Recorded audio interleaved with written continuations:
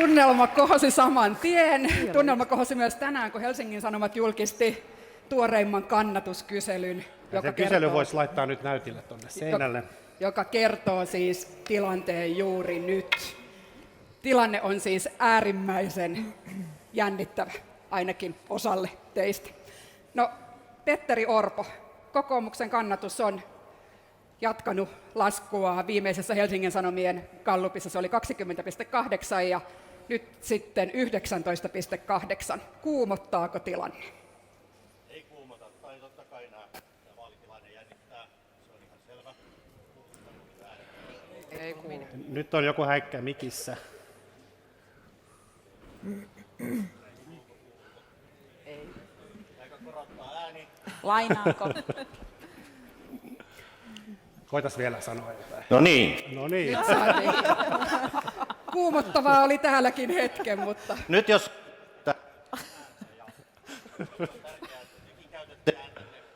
Se on näköjään joku tai. Käytätte ääntänne, kun nämä äärettömän tärkeät vaalit. Me ollaan kärjessä. Nyt ääniä on annettu ennakkoäänestyksessä ja hän siis lupaa sitä, että lähtötilanne tähän viimeisiin päiviin on hyvä. Näissä vaaleissa on tärkeää olla innostunut, niin kuin näkyy siitä, että täällä on näin paljon väkeä. Koska näissä vaaleissa päätetään nyt siitä, tuo tiukka kisa kertoo sen, että millä politiikalla Suomea johdetaan seuraavat 4 vuotta. Kenen johdolla? SDP on näyttönsä antanut, velkaa ja hoitojonoja. Perussuomalaiset katsoo enemmän taaksepäin kuin eteenpäin. Kokoomuksella on vastuullinen vaihtoehto, joka katsoo eteenpäin, uskoo, että asiat on järjestettävissä. Kiitos. No niin, Riikka Purra, perussuomalaisten kannatus 19,2. Vieläkö teillä on paukkuja loppukiriin ja ykköspaikkaan?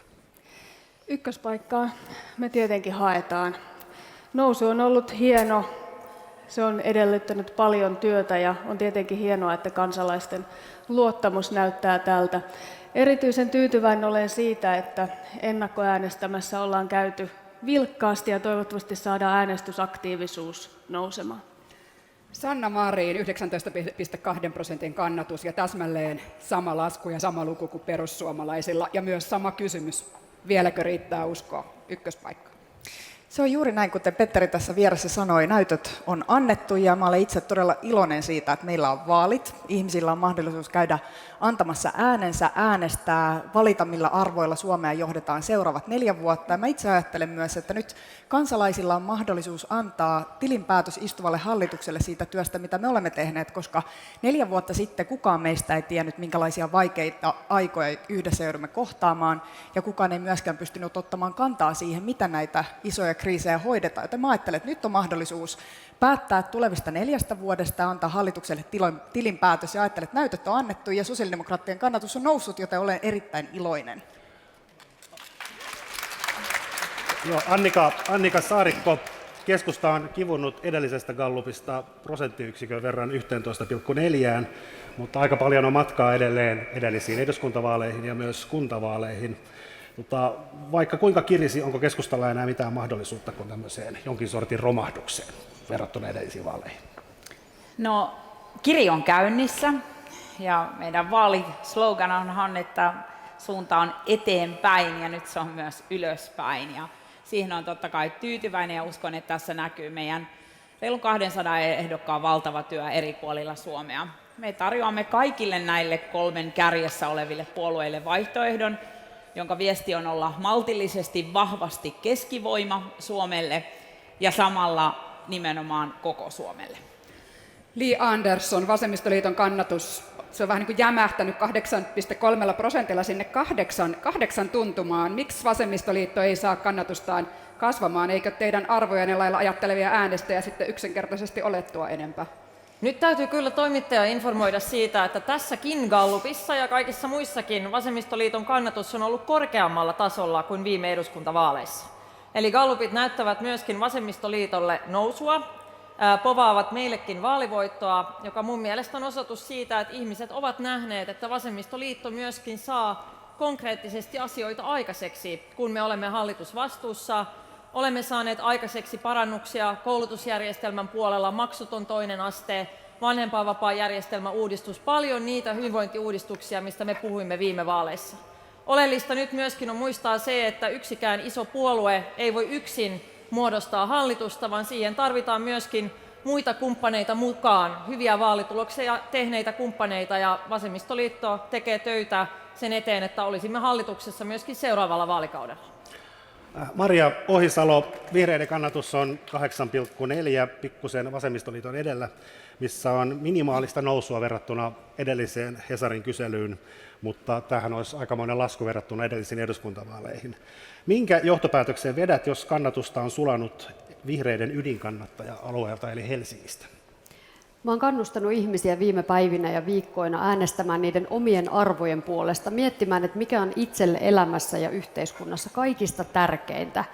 Ja sen äänen lähettäminen tonne eduskuntaan on nyt se kaikista tärkein asia. Vaalit käydään ensin, sen jälkeen mietitään, mitkä puolueet lähtee muodostamaan hallitusta. Yksikään puolue ei meidän näillä Gallup-luvuilla muodosta hallitusta yksin, vaan moniarvoisessa demokratiassa tarvitaan monenlaisia ääniä. Me ollaan tehty tällä kaudella historiallisen vihreää politiikkaa ympäristönsuojelun, ilmastonmuutoksen torjunnan saralla ja parannettu pienituloisten toimeentuloa, panostettu miljardilla eurolla koulutukseen. Mä toivon, että ihmiset haluaa lähettää sen signaalin, että jatketaan tällä tiellä, jatketaan koulutuksen kunnianpalautusta ja tehdään se aktiivinen vihreä siirtymä nyt. Anna-Maja Henriksson, RKP 4,5%. Aika lailla tarkkaa, sama kuin viime vaaleissa, ja oliko sitä edellisissä, ehkä sitäkin edellisissä. Että kannattaako teidän nyt oikeastaan tässä kampanjoidakaan, kun tulos pysyy koko ajan kutakuinkin saman? Kyllä meidän kannattaa. Meidän vaaliteemana on yhdessä eteenpäin. Me haluamme viedä Suomea eteenpäin ja me haluamme myös täällä Helsingissä ja pääkaupunkiseudulla Uudellamaalla niin voittaa lisää paikkoja eduskuntaan. Meillä on kaikki mahdollisuudet siihen, kunhan ihmiset käyvät äänestämässä ja myös näkevät sen, että RKP on se liberaali, porvarillinen vaihtoehto, jolla on sydän oikealla paikalla. Ja me tehdään aina politiikkaa rakentavasti ja se on myös näkynyt tässä hallituksessa ja me mennään tulokset edessä. Olemme myös ensimmäistä kertaa läsnä koko Suomessa ja meitä voi äänestää ihan Utsjoelta Hankooseen. Sari Essayah, kristillisdemokraatit, aika lailla tässä kyselyssä samoissa lukemissa kuin viime vaaleissa, eli 4%. Vieläkö KD tähtää suurimmaksi puolueeksi? Meillä on koko ajan ollut nousevat gallupit ja voi sanoa, että tällä hetkellä on kysymys kunnon ajoituksesta, eli parhaimmat gallup-lukemat, mitä koko vaalikaudella on ollut. Joka puolelta Suomea tulee sellaisia viestejä, että nyt ensimmäistä kertaa äänestän kristillisdemokraatteja ja se on tosi rohkaisevaa. Ja kyllä täytyy sanoa, että tämä meidän kampanja järjen äänen puolesta, niin se on purrut suomalaisiin. On ymmärretty, että on puolue, joka oikeasti ajattelee sitä tavallisen kansalaisen arkea, sitä, miten se on vasemmistohallituksen aikana kallistunut, miten monet ihmiset näkee arjessaan sen, että kustannukset kohoavat ja on vaikea pärjätä. Nyt tarvitaan kristillisdemokraatteja, jotka näkevät sen tavallisen ihmisen arjen ja käyttävät järjen ääntä näissä politiikan kysymyksissä. Harry Harkimo, Liike Nyt 1,9%. Uudelle pienpuolueelle tämmöinen pienenevät luvut eivät lupaa hyvää. Onko nämä nyt Liike Nytin kohtalonvaalit? Totta kai nämä on kohtalonvaalit meille. Nämä on ensimmäiset vaalit, missä me ollaan puolueena mukana ja Suomen talous ei ole kasvanut 15 vuoteen ja elintaso ei ole noussut, niin totta kai me halutaan olla se vaihtoehto, joka näyttää sen, että talous pystytään saamaan kasvamaan. Ja se on meidän ykköstavoite, että talous kasvaa ja ihmisillä on varaa ostaa ruokaa ja bensiiniä ja kaikkea muutakin. Että jos se jatkuu samalla tavalla, niin ei varmaan ole. Tässä Tentissä meidän on tarkoitus puhua aluksi suurista politiikan ydinkysymyksistä. Ja lopuksi puhutaan myös pienemmistä asioista, jotka koskettavat jokaisen suomalaisen arkea, mutta aloitetaan puhumalla suuria taloudesta. Eli puhutaan vähän arvoista. Tässä vaalikeskusteluissa on käyty tämmöistä juupas-eipäs-väittelyä julkisen talouden alijäämästä eli velasta, mutta kysymys siitä, pitääkö velkaantuminen pysäyttää, ei itse asiassa ole varsinainen arvovalinta, koska julkisten menojen ja tulojen tasapainottaminen on jollain aikavälillä välttämättömyys. Arvovalinta on sen sijaan se, miten sitä tasapainotusta tehdään, ja toinen perustavanlaatuinen arvovalinta on se, kuinka suuret julkisen sektorin menot ylipäätään ovat. Nyt voitaisiin panna toinen graffi. Suomen julkisten menojen suhde BKT on noin 56%, ja se suhdeluku on pyörinyt siellä paikkeilla finanssikriisistä 2008 lähtien. Ruotsissa ja Tanskassa luku on noin 50, suhdeluku oli vuonna 2021 EU-maista 4. korkein. Ja sanotaan nyt vielä tarkennuksena, että tässä puhutaan siis julkisten menojen suhteesta BKT-hän. Julkisia menoja ei lasketa mukaan BKT-hän, ja julkisen talouden osuus on noin 1/4 koko taloudesta. Mutta katsotaan tätä graffia. Tässä näkyy, miten tämä noin 140 miljardia jakaantuu eri hallinnonaloille.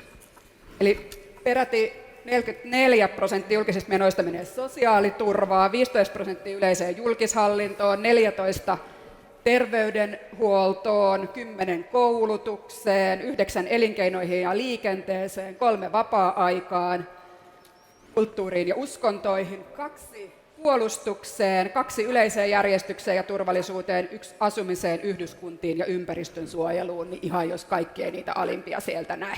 No niin, sitten perustavanlaatuinen kysymys. Siellä halutaan jo aloittaa keskustelu ennen ensimmäistä kysymystäkään, mikä on hyvä merkki. Ovatko hyvinvointivaltiomme menot liian suuret taloutemme kantokykyyn suhteutettuna? Tai jos me tehdään nyt alusta tällainen ajatusleikki, että jos hyvinvointivaltion rakentaminen alkaisi nyt alusta, niin näyttääkö ideaalilta? Onko tuo noiden menojen jako oikea? Annetaan kaikkia vastata. Lähdetään Li Anderssonista liikkeelle.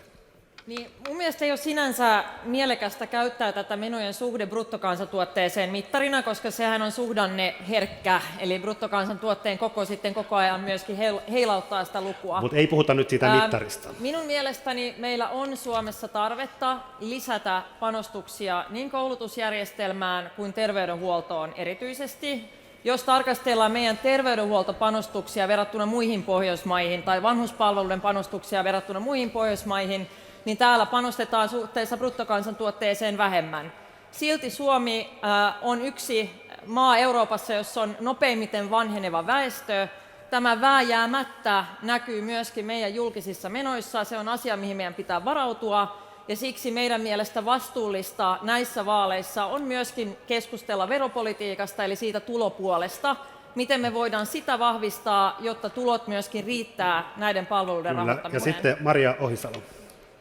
Joo, kun me katsotaan tätä sosiaaliturvapalkkia, niin totta kai hyvinvointivaltion kuuluu se, että ihan jokaisesta ihmisestä pidetään, otetaan koppia ajoissa ja nostetaan ihmisiä, mutta tällä hetkellähän meidän sosiaaliturvajärjestelmä ei tee sitä, vaan päinvastoin itse asiassa pudottaa osan ihmisistä ulkopuolelle, työntää osan ihmisistä sisään. Ja kun kysyitte, että jos hyvinvointivaltiota lähdettäisiin nyt rakentamaan uudella tavalla, niin itse rakentaisi sellaisen sosiaaliturvajärjestelmän, joka olisi vaikka perustulon kaltainen, että pohjana olisi yksi selkeä sosiaaliturva, josta ei koskaan putoa alle, vaan se olisi ikään kuin trampoliini, josta aina ponnautetaan ylöspäin. Ja se voisi olla meidän kansantalouden kannaltakin kestävämpää. Ihmisten kannattaisi ottaa työtä vastaan ja sitten yhdistää paikoin myös sosiaaliturvaan.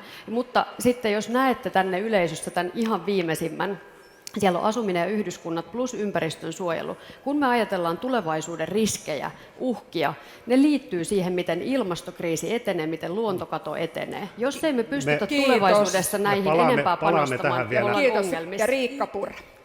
Niin, itselläni on taipumus aina vastata näihin kysymyksiin, kun kysymys oli, että onko tämä meidän järjestelmä käytännössä liian kallis maksajien määrään ja näihin veroeuroihin suhteessa, niin kyllä se on. Ja siihenhän tämä meidän suuret ongelmat tällä hetkellä perustuukin. Meillä yksinkertaisesti ei ole riittävästi maksajia tukemaan tätä hyvinvointijärjestelmää tällaisena. Ja se on yksi syy juuri sille, että tätä julkista taloutta pitää tasapainottaa.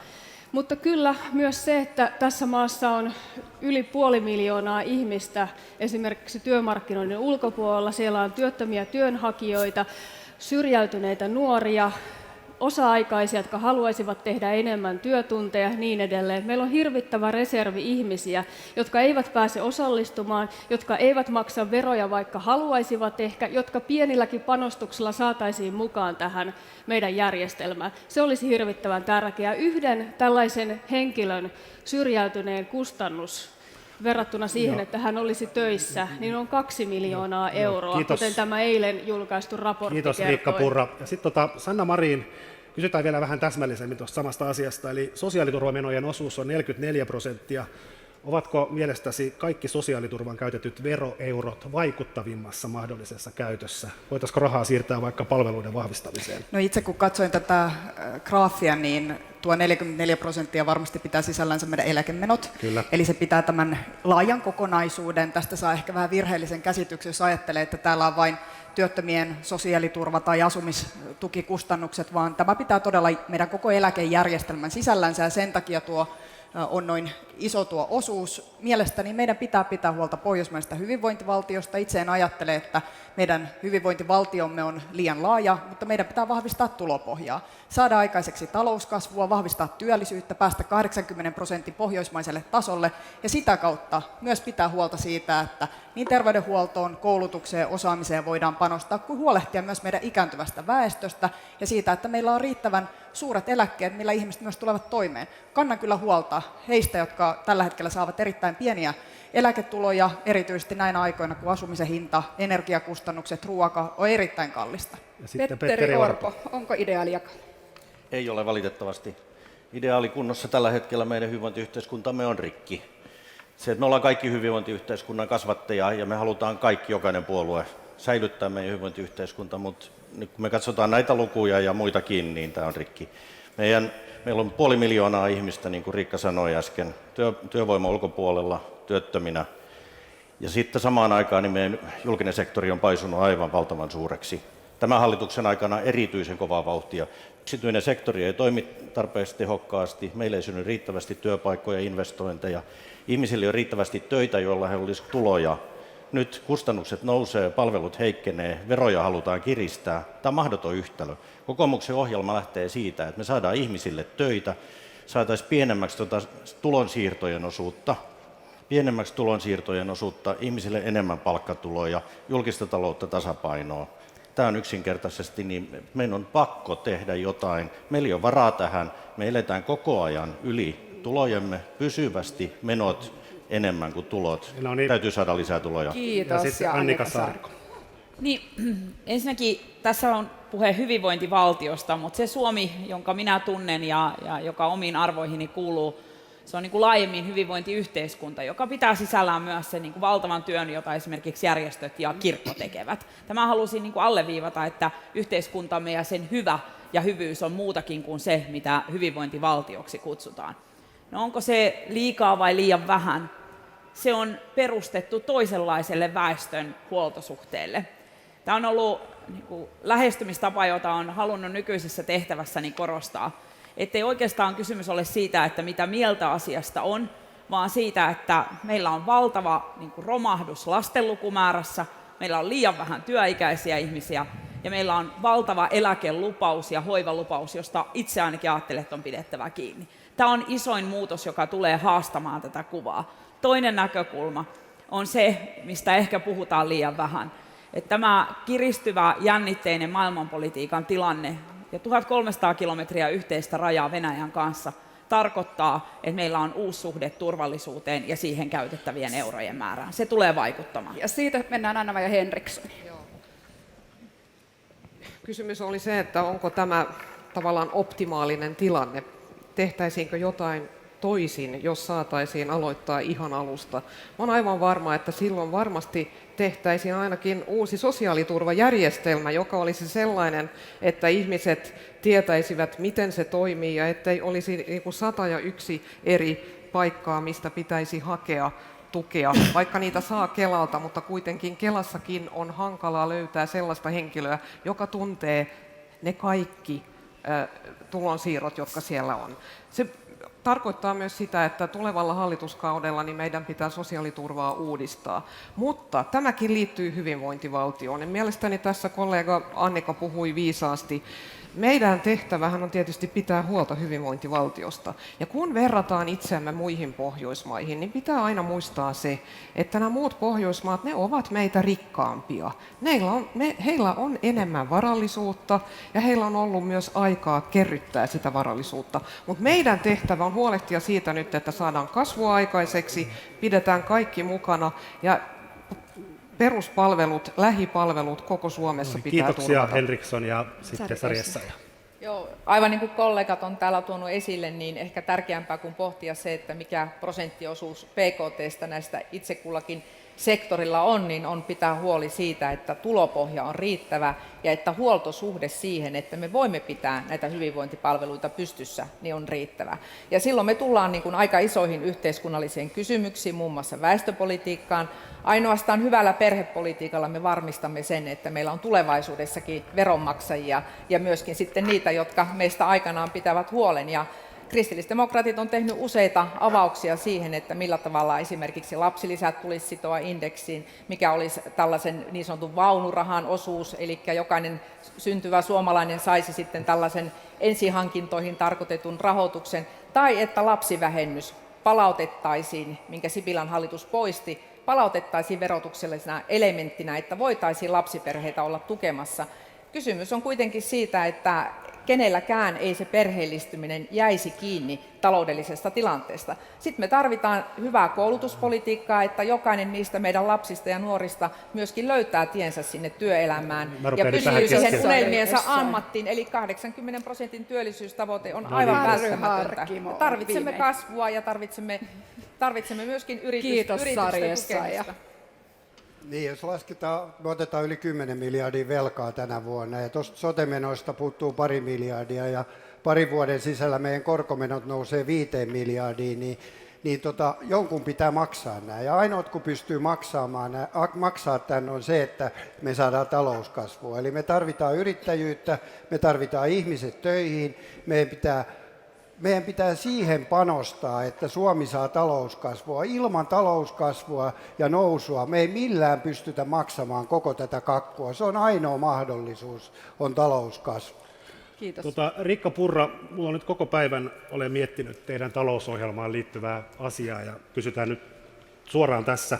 Eli tämän päivän Hesarissa on juttu, jossa perussuomalaisten ohjelmassa puhutaan, että leikataan 2-4% juustohöylällä kaikilta hallinnonaloilta, ja tämän päivän Hesarissa on juttu, jossa sanot, että tämä säästötavoite koskee vain hallintoa, mutta siis samassa jutussa hetkeä myöhemmin kansanedustaja Lulu Ranne, joka on ollut tekemässä talousohjelmaa, sanoo, että se leikkaustavoite koskee myös sitä itse substanssia.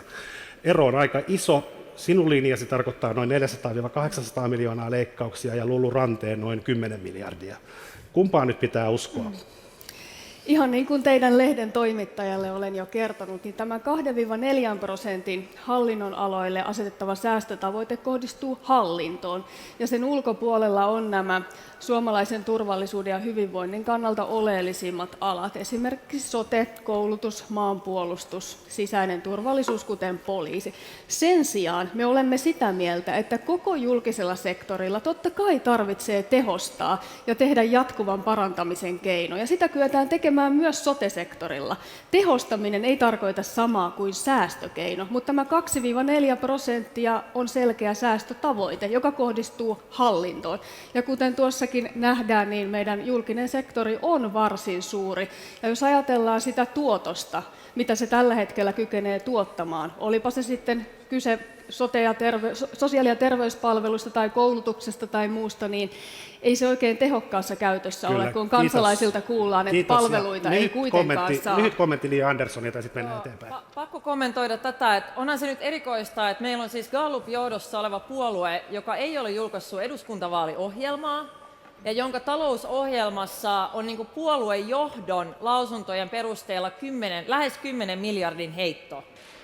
Pakko kommentoida myöskin tämä, mitä tulee hallintoon. Mä oon istunut niin monissa keskusteluissa koko sinä aikana, kun mä oon ollut puolueen puheenjohtaja, kuuntelemassa, kuinka oikeisto haluaa leikata tehottomasta hallinnosta. Kysykää yhdeltäkään opettajalta tai sairaanhoitajalta sitä, mikä lisää kuormittavuutta julkisella sektorilla Andersson, tällä riittää ja hetkellä. antaa Purra Juuri sitä, vasta. että sieltä hallinnosta Purra on saa leikattu vastata niin vielä. paljon.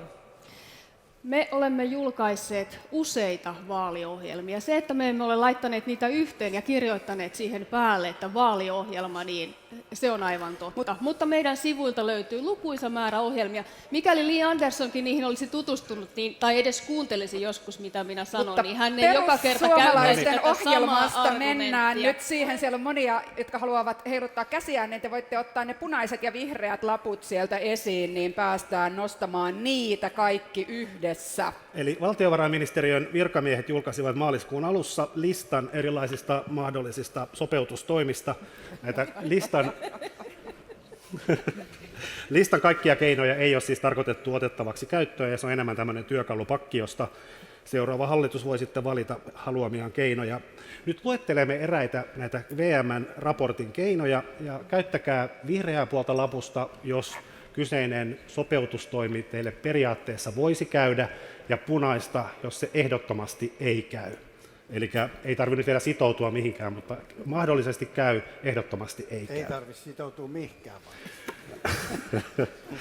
Ensimmäinen, ansiotuloverotuksen kiristäminen prosenttiyksiköllä kaikilla tulotasoilla tuottaisi 1,2 miljardia. Siellä on pelkkää punaista, mennään eteenpäin. Eikö tätä saa kommentoida? Ei. Tärkeä.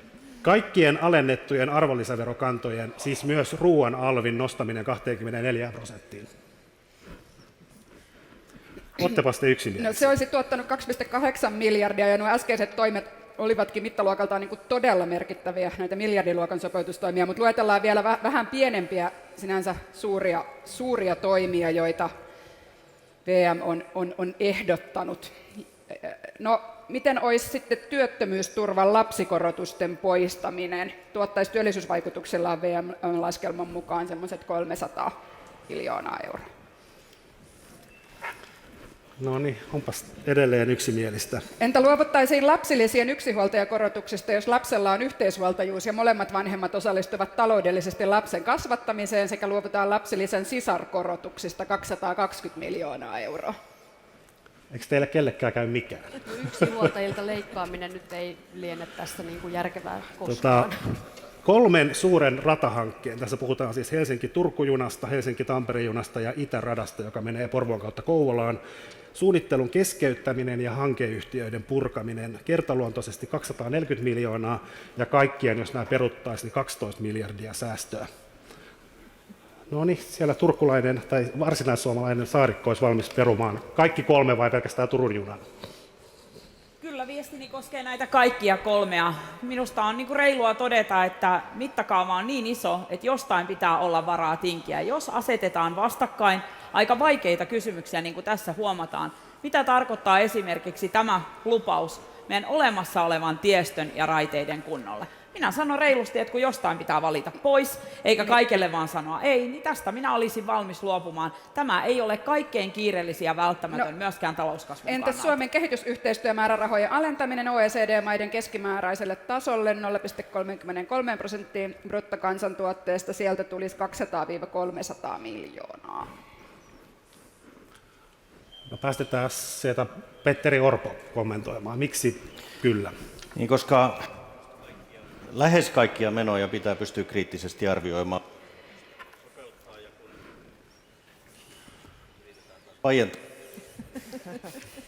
Se on se sensuuri. Läpi kaikkia, koska mekin olemme ihan selkeästi ilmoittaneet, että turvallisuustilanteesta, Venäjän sodasta Ukrainassa, siitä ei kaikille selvä. Tämä on harmittavaista. Ja samoin meillä on ja yhteisymmärrys siihen, että koulutuksesta ei voi tinkiä, meidän pitää varmistaa tulevaisuutta. Siksi meidän pitää käydä läpi menot, ja silloin myöskin tämä kehitysyhteistyö on yksi niitä, joita me ollaan valmiit harkitsemaan. No, entä osa ammatillisista perustutkinnoista 2-vuotisiksi? No, päästetään Ohisalo kommentoimaan. Ette lyhentäisi 2 vuoteen. No, tällä hetkellähän suuri ongelma on se, että koulutuksesta on leikattu pitkään ennen kuin tämä hallitus pääsi valtaan. Me ollaan palautettu 1 miljardi euroa koulutukseen, ja edelleen siellä toisella asteella on niitä ongelmia, että lähiopetuksesta puuttuu porukkaa. Aidosti nuoret eivät saa lähelle sitä opettajaa, jota sinne tarvittaisiin. Olen itse valmis keskustelemaan opetusalan ammattilaisten kanssa tästä tilanteesta, mutta en ajattele, että nyt ensimmäisenä pitäisi poimia valtiovarainministeriön säästökeinona ammatillisen koulutuksen puolelta tällainen, että ehdottomasti lisäpanostuksia sinne koulutuspuolelle, ja ammatilliset tutkinnot me tullaan tarvitsemaan tässä yhteiskunnassa, ne plus korkeakoulututkinnot, entistä enemmän koulutusastetta nostoon, jotta me saadaan tämä koko vihreä siirtymä myös toteutettua tässä yhteiskunnassa. Marin vielä lyhyt kommentti tähän. Niin, haluan sanoa hyvin suoraan ihmisille, että jos SDP voittaa vaalit ja me olemme hallitusneuvotteluissa mukana, niin koulutuksesta ei leikata senttiäkään. Entä korotetaan varhaiskasvatuksen maksuja?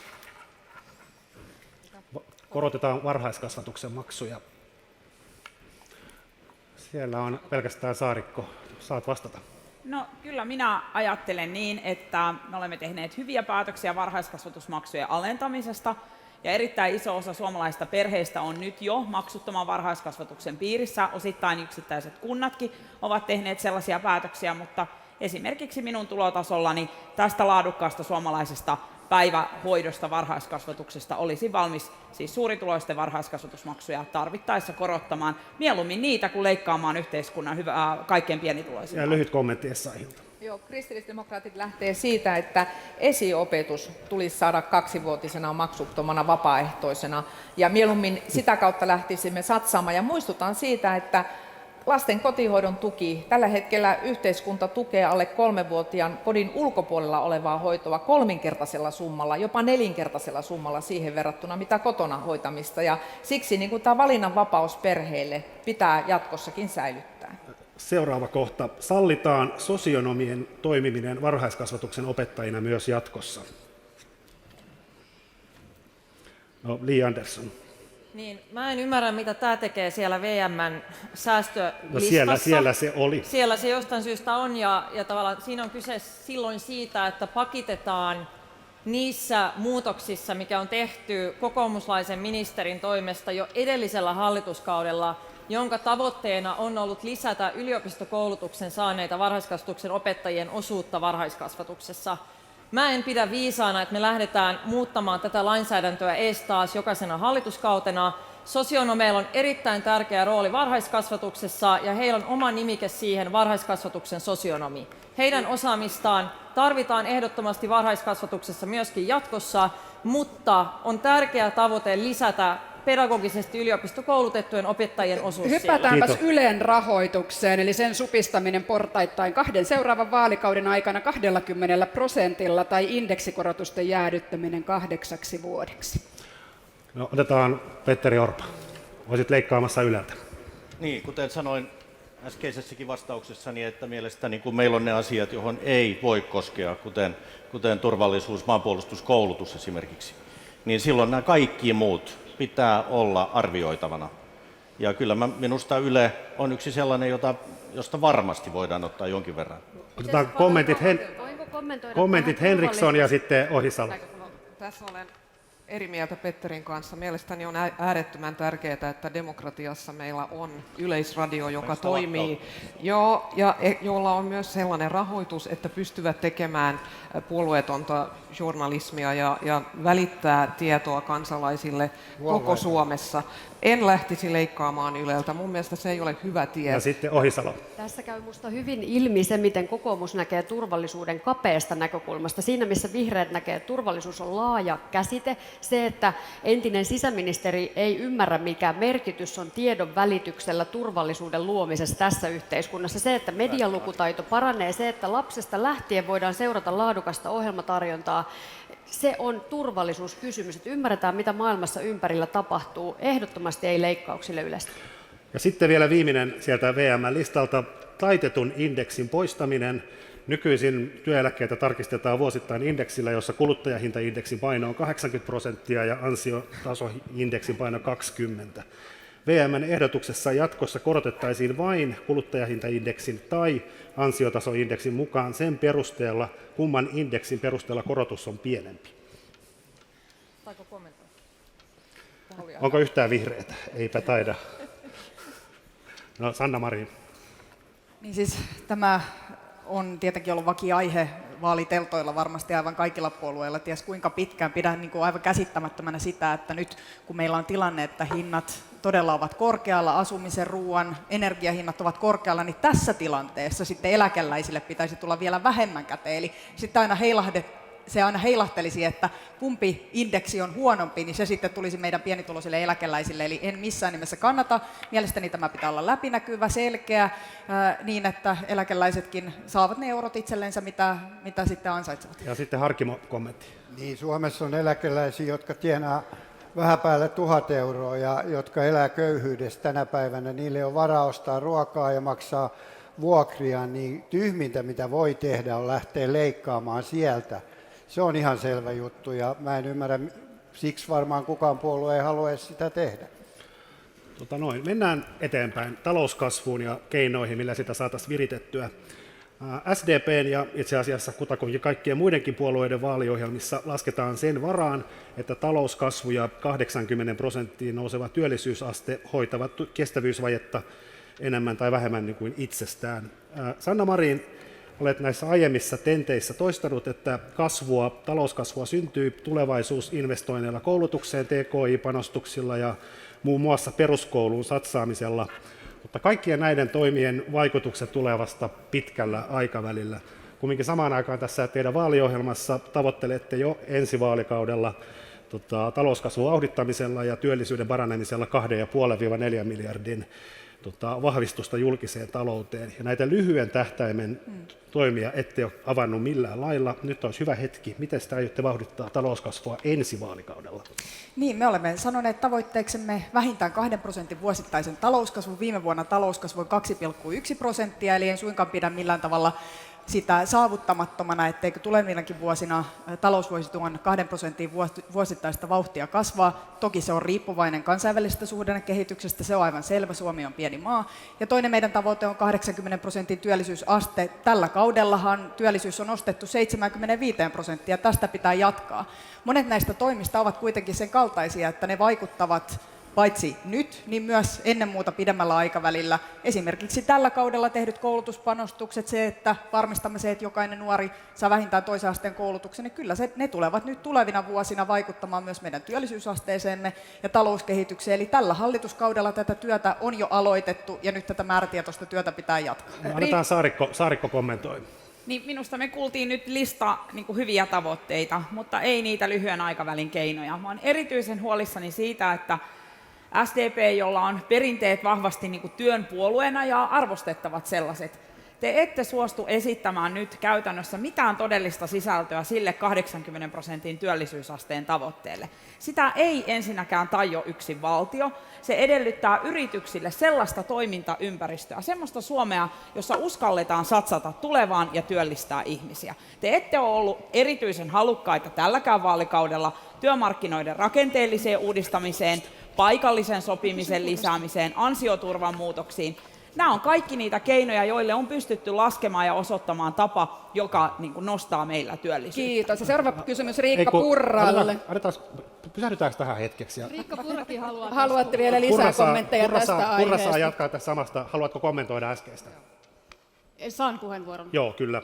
Kyllä, eli olen ihan samaa mieltä, mitä Annika tässä kuvasi. Sosiaalidemokraattien keinot, myös terveystarkastus kaikille kerran vuodessa mukaan lukien, ne ovat tietenkin hyviä tavoitteita, mikäli meillä olisi hirvittävästi rahaa laittaa näihin, mutta se, että niitä kutsutaan rakenteellisiksi uudistuksiksi, jotka helpottavat tätä talouden epätasapainoa tai lisäävät kasvua, niin se on kyllä ihan puhdasta utopiaa. Se, että aina luetellaan näitä toimia, niin se ei kerta kaikkiaan ole loogista. Eilen Iltalehden tenteissä sanoit, Riikka Purra, esitit omia keinoja, ansiosidonnaisen työttömyysturvan porrastaminen käyteille, kuten myös paikallinen sopiminen, tietyn varauksen. Haluatteko te nyt samalla kertoa muista keinoista, joista ette ole ohjelmissanne kertoneet, kun tilaisuus on? Esimerkiksi ylipäätänsä työhön osallistumisastetta, sitä on pakko saada korkeammaksi. Sen sijaan, että me mietitään työperäistä maahanmuuttoa, niin ensin pitää saada tässä maassa asiat paremmin. Esimerkiksi, jos me saisimme vain 55–64-vuotiaat samalle työllisyysasteelle kuin Ruotsissa, meillä tulisi 82 000 uutta työllistä. Tähän vaikutetaan tärkeiten tietenkin taloudellisilla kannustimilla. Tämänhetkinen veropolitiikka ei ole sellaista, että työ kannustaisi näissäkään ryhmissä, eikä monissa muissakaan Marin ryhmissä. vastaamaan kritiikkiin. Niin, politiikka on arvovalintoja, ja meidän arvovalintojamme esimerkiksi tällä hallituskaudella on ollut tehdä työllisyyspolitiikkaa, esimerkiksi varhaiskasvatusmaksuja laskemalla. Sillä on välitön työllistävä vaikutus. Tämä me tiedetään. Ihan yhtä lailla olemme tehneet monia rakenteellisia uudistuksia. Annika, nyt vähän väheksyt sitä työtä, mitä me olemme yhdessä tehneet. Esimerkiksi tämä eläkeputken poisto oli aika kovakin päätös, ja uskon, että se tulee tulevaisuudessa näkymään siinä, että meidän ikääntyneet ihmiset työllistyvät paremmin, heitä ei potkita pihalle niin aikaisin. Nythän meillä on ollut tämmöinen kannustin siirtää ikääntyvät työntekijät nimenomaisesti työttömiksi ja ottaa sitten nuorempaa väkeä sisälle. Mielestäni tämä oli oikea päätös, mikä hallitus teki, ja sillä on välittömiä vaikutuksia myös työllisyyteen, mutta nämä ovat arvovalintoja. Me emme halua leikata ansiosidonnaista. Kokoomus, perussuomalaiset ja muut ilmeisesti täällä haluavat puolittaa ansiosidonnaisen. Me emme ole siihen valmiita. Me emme halua heikentää kaikkein heikoimmassa asemassa olevien ihmisten sosiaaliturvaa. Se ei ole oikeudenmukaista politiikkaa. Niin siis ainoa tapa, millä me saadaan talouskasvua, on pienet ja keskisuuret yritykset, että niiden toimintaedellytyksiä parannetaan ja investointeja verovähennyksiin hyväksytään. Meillä ei ole mitään muuta mahdollisuutta kuin tehdä työelämä paljon joustavammaksi. Meidän pitää saada, meillä on Euroopan kankeimmat työmarkkinat. Jos me ei tehdä yrityksiä joustavammaksi, niin yritykset ei tule palkkaa lisää ihmisiä. Investoinnit pitää vapauttaa, ja tämä on yksinkertainen asia. Kukaan muu ei maksa tämän maan tuloja, menoja kuin pienet ja keskisuuret yritykset. Jos ne ei kasva, niin meillä ei ole mitään mahdollisuutta. Sitten kommentit Orpo ja sitten Andersson. Niin, kukaan muu ei näitä meidän menoja maksa pitkän päälle kuin me itse. Ja nyt on tilanne se, että kun me katsotaan koko seuraavaan hallituskauteen, eduskuntakauteen, lukujen valossa joka ainut vuosi tällä politiikan linjalla yli 10 miljardia velkaa. Tämä on täysin mahdotonta, ja siihen pystytään ainoastaan tekemään korjaus kestävällä talouden kasvulla. Kokoomus on esittänyt oman ohjelmansa, me luvataan 100 000 uutta työpaikkaa Suomeen, investointeja ja yritystoimintaa. Mutta kiinnittäkää huomiota tähän SDPn vaihtoehdon tyhjyyteen, se on täysi bluffi. Ei säästöitä mistään, nämä kasvutoimet.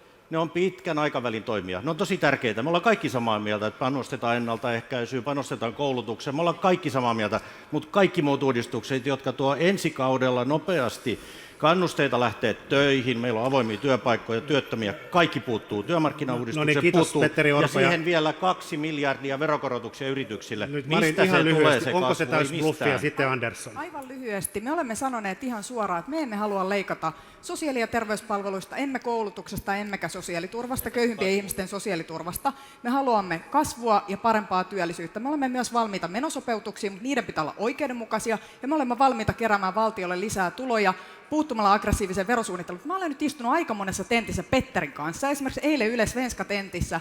Petteri sanoi, että kokoomus leikkaa palveluista eikä koulutuksesta, niin on tämä nyt aika mielenkiintoinen yhtälö, että kun 6 miljardia pitäisi leikata, mutta palveluista eikä koulutuksesta oteta, niin otetaanko tämä 6 miljardia sitten kokonaan sosiaaliturvasta? Sitäkö te esitätte? Voisiko tähän vastata saman tien, koska ensinnäkin kokoomus ei ole koskaan sanonut, että me leikkaamme 6 miljardia palveluista tai ylipäänsä mistään. 6 miljardia sopeutetaan, ja olisi tärkeää ymmärtää, mikä on sopeutuksen ja leikkaamisen ero. Tämä on ensimmäinen asia.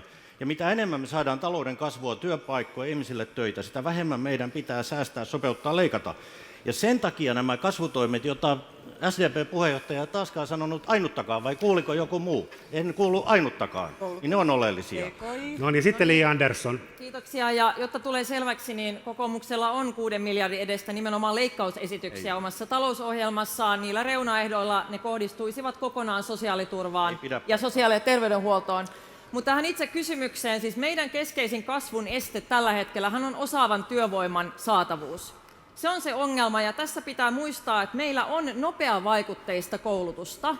Suomalainen ammatillinen koulutus, jonka opiskelijoista tällä hetkellä jo enemmistö on aikuisia.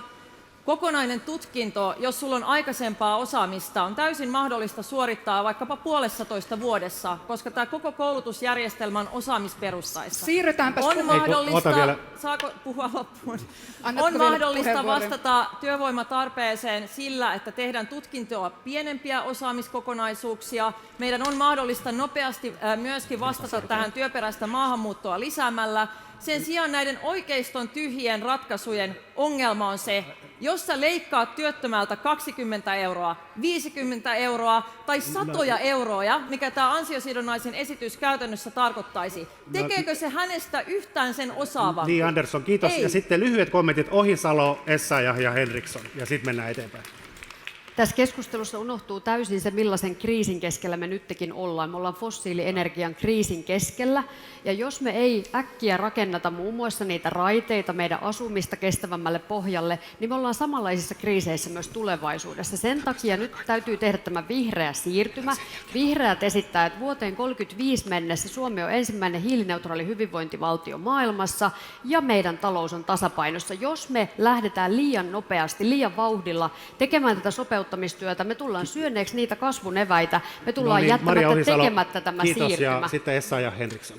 Työn vastaanottamisen pitää olla aina kannattava, ja ihmettelen, että täällä vasemmistohallitus muun muassa oli leikkaamassa tämän suojaosan korotuksen, jonka ensin itse teki ja sitten lakkautti kesken kauden. Se on yksi keino, millä mahdollistetaan se, että työn vastaanottaminen on kannattava. Myöskin ulosoton suojaosaa kannattaa korottaa, ja sitten totta kai pidemmällä tähtäimellä sosiaaliturvauudistus tämän kristillisdemokraattien kannustavan perusturvan mallilla. Mutta paikallista sopimista tulee lisätä ja ansiosidonnainen tulee ulottaa kaikille. On otettava käyttöön myöskin tämmöinen Viron mallin mukainen yritystili, jolla me saisimme mahdollisimman matalan kynnyksen sille, että ihmiset voivat tulla sinne työelämään. Sitä kautta me saamme kasvua.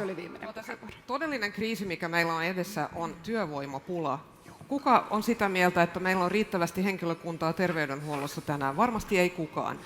Kuka on sitä mieltä, että on riittävästi henkilökuntaa myös teollisuudessa?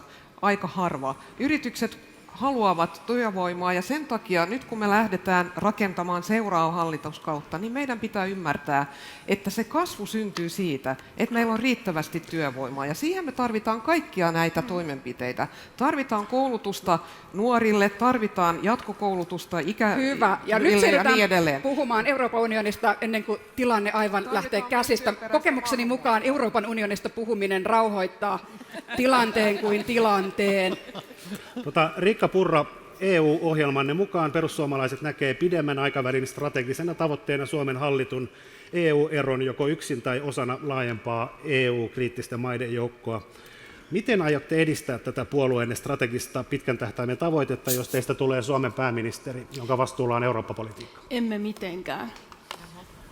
Koska tämä ei ole millään tavalla ajankohtainen, kuten olen useissa puheenvuoroissa ja haastatteluissa kertonut. Sen sijaan aiomme käyttää kaiken tarmomme siihen, että saamme tästä suomalaista EU-politiikasta terävämpää. Unionista on tällä hetkellä tulossa ennallistamista, pakkoremontteja, polttomoottoriautokieltoa, ylipäätänsä metsiin liittyviä sakkoja, hiilinieluihin liittyen, erilaista energian säästövaatimusta. Mä uskoisin, että meillä on seuraavalla hallituskaudella erittäin paljon tekemistä, että me onnistutaan paitsi tekemään Suomelle, Suomen etua ja suomalaisia edistävä kanta, niin myös viemään sitä siellä Brysselissä eteenpäin. Ohisalo ja Saarikko. On aidosti iso arvovalinta ja iso muutos suomalaiselle Eurooppa-politiikalle, jos perussuomalaiset ovat pääministeripuolue. Ja vaikka sanot, että ette aio edistää tätä pitkän linjan tavoitetta, niin kyllähän tämä puheenvuoro kertoo siitä, että henki on se, että käperrytään enemmän sisäänpäin, ei tehdä enemmän yhdessä. Meillä on rajat ylittäviä ongelmia, joihin tarvitaan rajat ylittäviä ratkaisuja. Suomi olisi erittäin yksin tällaisessa maailmanpoliittisessa tilanteessa. Nyt jos Euroopan unionia ei olisi ollut, mietitään koronakriisinkin keskellä.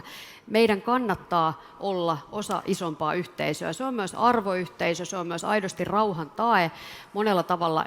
Mieluummin niin päin, että pidetään kiinni siitä, että katsotaan rohkeasti yhteistyön perään. Ja sitten sanon vielä lyhyesti sen, että tässä on vaalien alla käytetty kyllä aikamoisen väärällä tavalla erilaisia EUn direktiivejä osana vaalikamppailua. Ne eivät tule velvoittamaan Suomea. Suomi jatkaa omalla tiellä, jatkaa vihreää siirtymää aktiivisesti. Kiitos Ohisalo. Sitten Saarikko ja Purra saat vastata sen jälkeen. Joo, mä vastaan sekä Maria Ohisalon että Riikka Purran puheenvuoroihin. Mä kysyn Riikka oikeasti vilpittömästi, että kun te olette tehneet tämmöisen linjauksen, että ei tarvita erillistä eduskuntavaaliohjelmaa. No sitten talousohjelmasta teidän talousasiantuntija Lulu Ranne antaa eri todistuksen kuin puolueen puheenjohtaja. Nyt sä sanot, että joo, meidän ohjelmissa lukee, että kannatetaan EU-eroa, mutta ei oikeasti kannatetakaan. Mä kysyn niin vilpittömästi, että mitä me voidaan kukaan tietää mitään teidän linjasta. No sitten keskustan oma linja.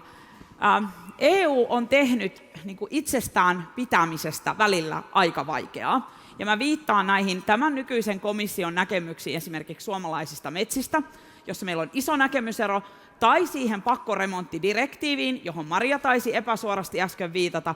Kyllä se on, Maria, niin, että se on esitys, joka ei lisää suomalaisten mielissä ilmastonmuutoksen torjunnan hyväksyttävyyttä, että me saadaan Brysselistä ohjeet siitä, miten suomalaisten kotien pitäisi tehdä energiaremontteja, kun sähkölasku on siihen jo paras kannustin, ja tämä rivin rekordi ei muuten ole erityisen puhdas siitä, millä tavalla Brysselissä suomalaiset mepit tässä asiassa on äänestäneet. Vain minun ja Anna-Maijan puolueeni olivat tässä samaa mieltä kuin maan hallitus ja koko kiitos eduskunta. Saarikko, ja sitten päästään Purra ääneen. Niin, ymmärrän Annikan puheenvuoron tietysti, kun vaalit lähestyvät, mutta haluan muistuttaa, että te olette se puolue, joka on pitänyt pystyssä tätä vihreintä politiikkaa tekevää hallitusta, jota Maria Ohisalo tässä on kertonut. Teidän hallitusohjelmanne alkaa sanalla ilmastonmuutos, ja te olette kuitanneet myös kaiken, mitä Euroopan unionista tulee. Tehdään vielä selväksi, me olemme julkaisseet kaikilta oleellisilta politiikan sektoreilta ohjelman.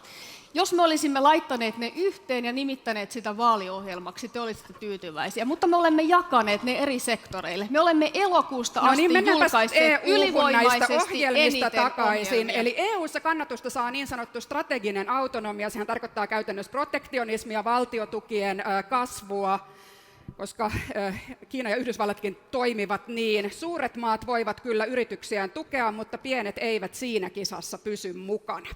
Siksi Suomi puhuu EU:ssa näitä valtiontukia vastaan, mutta on kyllä jäämässä vähän alakynteen.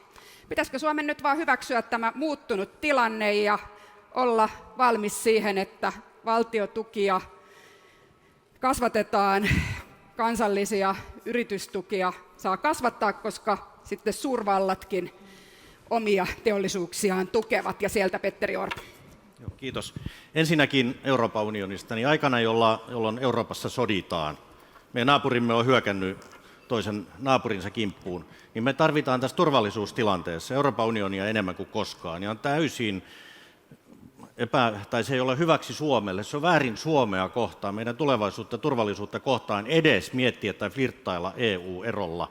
Ja siksi tämä on erittäin tärkeää tietää, että puolue, joka on mahdollinen pääministeripuolue, niin mitä se oikeasti ajattelee Euroopan unionista eroamisesta. Pääministeri istuu siellä muiden päämiesten kanssa keskenään kerran kuukaudessa vähintään päiviä, ja päätetään Euroopan tulevaisuudesta siitä, miten Suomi siellä toimii. Tämä on aivan oleellinen kysymys. Ja sitten siitä EU-vaikuttamisesta. Niin se, että minusta nyt tällä kaudella on kerta toisensa jälkeen käynyt niin, että me ollaan oltu jälkijunassa. Esityksiä tulee, me ei olla onnistuttu ennakkovaikuttamisessa, hallituksella on ollut eri kantoja asioihin, ja silloin me ollaan jo monesti myöhässä. Nyt on esimerkiksi se paikka, milloin pitää tehdä töitä näiden esimerkiksi valtion tukisäännösten eteen, ja aikaisemmin oltiin metsäasioissa myöhässä, oltiin tukipakettiasiassa myöhässä. Tässä pitää olla parempaa osaamista Euroopan unionissa Suomen asioiden hoitamisessa. Jos valtiotukiasioista, niin vaikka Sanna Marin, eikö Suomen pidä muuttaa linjaansa ja ymmärtää se, että EU:ssakin pitää pystyä tukemaan enemmän omaa teollisuutta, jos kilpaillaan Kiinan ja Yhdysvaltojen kanssa? Niin siis minun mielestäni toimittaja veti vähän mutkia suoriksi tästä strategisesta autonomiasta, joka on äärimmäisen ja kriittisen tärkeä tulevaisuuden kysymys. Olen pitänyt tätä jokaisessa pöydässä ja myös erilaisissa kansalaistilaisuuksissa esillä sen vuoksi, että kyse on siitä, mikä on Euroopan asema maailmassa. Ja Euroopan pitää olla vahvempi. Olen erittäin iloinen siitä, että keskellä pandemiaa, keskellä sotaa Euroopan maat, EU-maat ovat pystyneet osoittamaan yhtenäisyyttä, vahvuutta, tehneet yhteisiä päätöksiä. Esimerkiksi pandemiassa nämä rokotteiden yhteishankinnat, suuri onnistuminen. Sodan keskellä yhtenäinen tuki Ukrainalle, erittäin suuri onnistuminen. Me tarvitsemme vahvempaa Euroopan unionia, emme käpertymistä, emme sulkeutumista, emme EU-eroa, jota perussuomalaiset täällä esittävät. Me tarvitsemme vahvempaa Euroopan unionia ja vahvempaa strategista autonomiaa. Ja se tarkoittaa esimerkiksi sitä, että Euroopan unioni olisi vahvempi puolustuksessa, energiassa, ruuassa, puhtaassa vedessä, lääkinnällisissä tarvikkeissa, lääkkeissä ja myös tulevaisuudessa teknologiassa ja osaamisessa. Ja tämä viimeinen kysymys on aivan kriittisen tärkeä, koska me nähdään, että esimerkiksi Kiina, mutta myös Yhdysvallat ja muut maailman maat nostavat ihan valtavasti tätä sektoria esille, tekevät valtavia panostuksia. EUlla ei ole varaa jäädä jälkeen ja varsinkaan nojata autoritäärisiin maihin näissä kysymyksissä. Tästä on hyvä jatkaa, koska tämä on sitä politiikkaa, jota itse ajattelen, että pelkästään ensiksi Suomen kokoisesti meidän pitää pystyä vahvistamaan ja tehdä sitä samaa yhdessä Eurooppana. kyllä, Suomen on mietittävä omaa varautumistaan, huoltovarmuuttaan ja omavaraisuuttaan energian, ruoan ja muiden ydinkysymysten osalta entistä voimakkaammin. Ja samaa pitää tehdä koko Euroopan. Mutta sitten kun niin kysyttiin ihan oikein, että millä keinoilla se tehdään. Näissä keskusteluissa, niin eurooppalaisissa pöydissä, minua ehkä eniten on häirinnyt se, että yksityinen raha niin huutaa siitä keskustelusta poissaoloaan. Et eihän se voi olla niin, että me ikään kuin jatkuvasti vaan mietitään Euroopassa eri maat, että miten me voidaan lisätä yhteistä vastuuta ja yhteistä velkaa, eikä ole ikään kuin, ajatuksissakaan, että voisikohan tähän yrityksetkin vahvemmin osallistua ja talouskasvu kehittyäkin sitä kautta. Eli kyllä EUlle, sanoo keskusta. Kaikista vaikeuksista ja tympeyksistä huolimatta se on suomalaisille yrityksille vahva kysymys, nämä yhteiset markkinat Euroopassa. Ei yhteisvelalle. Ja kyllä, me voimme linjakkaasti olla myös sitä mieltä, että ei vahvemmalle valtion tuelle yrityksiin. Kiitos Saarikko, ja sitten oli Andersson ja Essayah. Joo, nämä keskustelut valtiontukisäädösten muuttamisesta Euroopassa niin osoittaa sen, että talouspoliittisen keskustelun osalta Euroopassa puhaltaa vähän erityyppisiä tuulia kuin mitä meillä esimerkiksi täällä Suomessa on ollut näissä vaalikeskusteluissa. Kun Annika sanoi tässä alussa siitä, että tämä Venäjän käynnistämä hyökkäyssota on muuttanut meidän tapaa suhtautua näihin turvallisuuseuroihin, niin tismalleen samasta asiasta on kyse myöskin Euroopan tasolla, muistaen sen, että turvallisuutta ei ole vain puolustusvoimat, vaan turvallisuuden lisääminen Euroopalle tässä tilanteessa on myöskin se, että me irtaannutaan fossiilienergiariippuvuudesta. Se on sitä, että me irtaantumaan tietynlaisesta teknologiariippuvuudesta, jos puhutaan Kiinan kaltaisista maista. Se, että me lisätään osaamista näillä sektoreilla myöskin Euroopassa.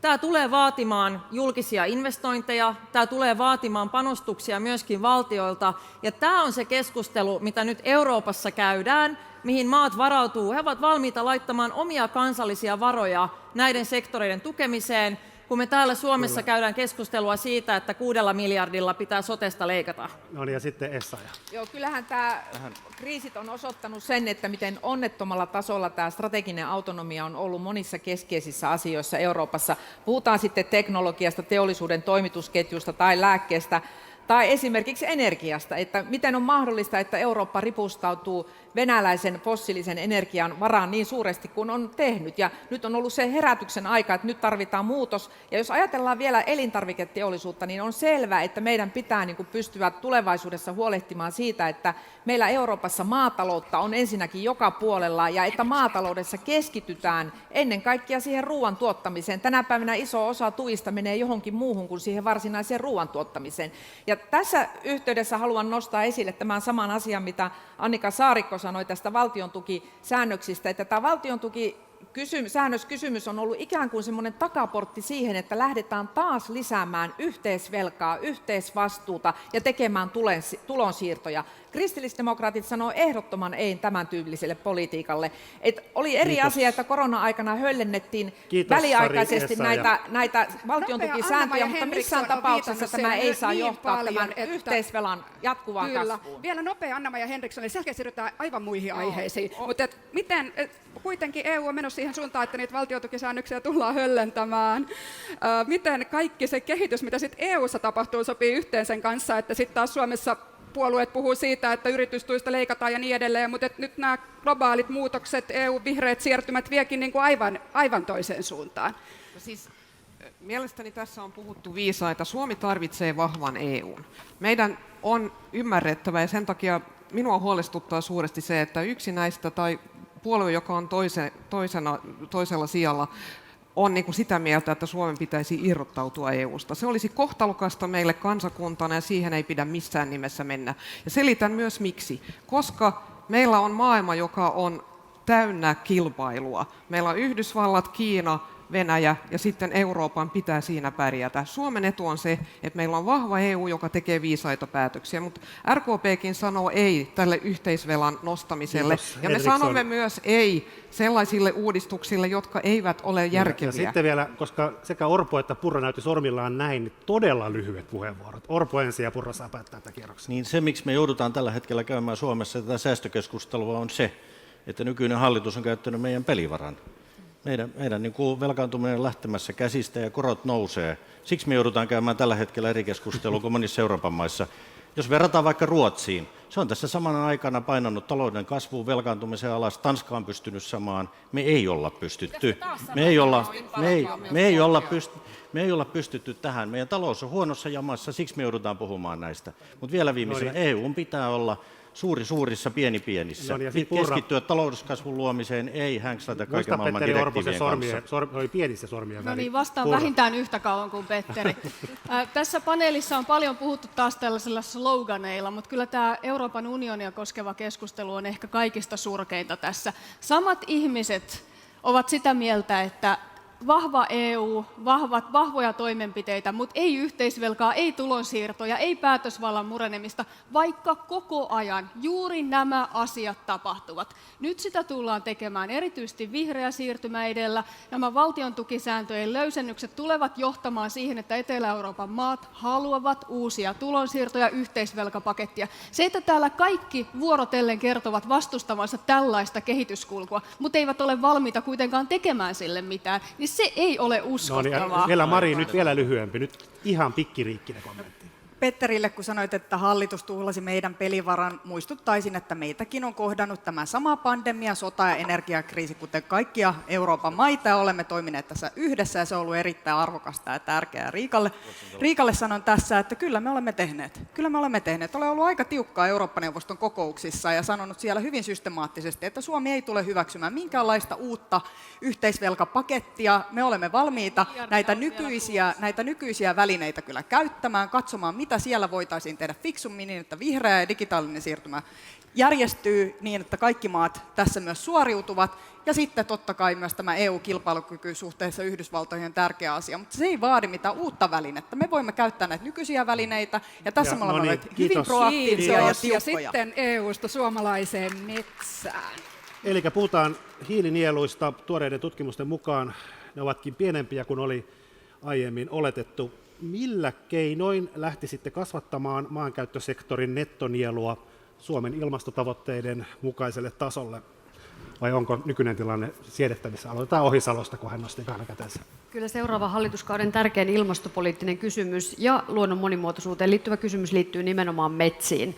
Ja maankäyttösektori tässä mainittu, eli me pystytään tekemään monia asioita. Me tiedetään jo, että meillä on valmistelussa paljon työkaluja. Lähdetään vaikka siitä, miten turvemaita pitää lähteä vettämään. Metsälaki pitää lähteä uudistamaan niin, että katsotaan, minkä ikäistä puustoa meillä hakataan. Nyt me tiedetään tutkimuksista, että on hakattu liian nuorta, liian aikaisessa vaiheessa, on jopa harvennus hakattu liian rajusti. Ja se tarkoittaa, että tulevaisuudessa puusto kasvaa heikommin.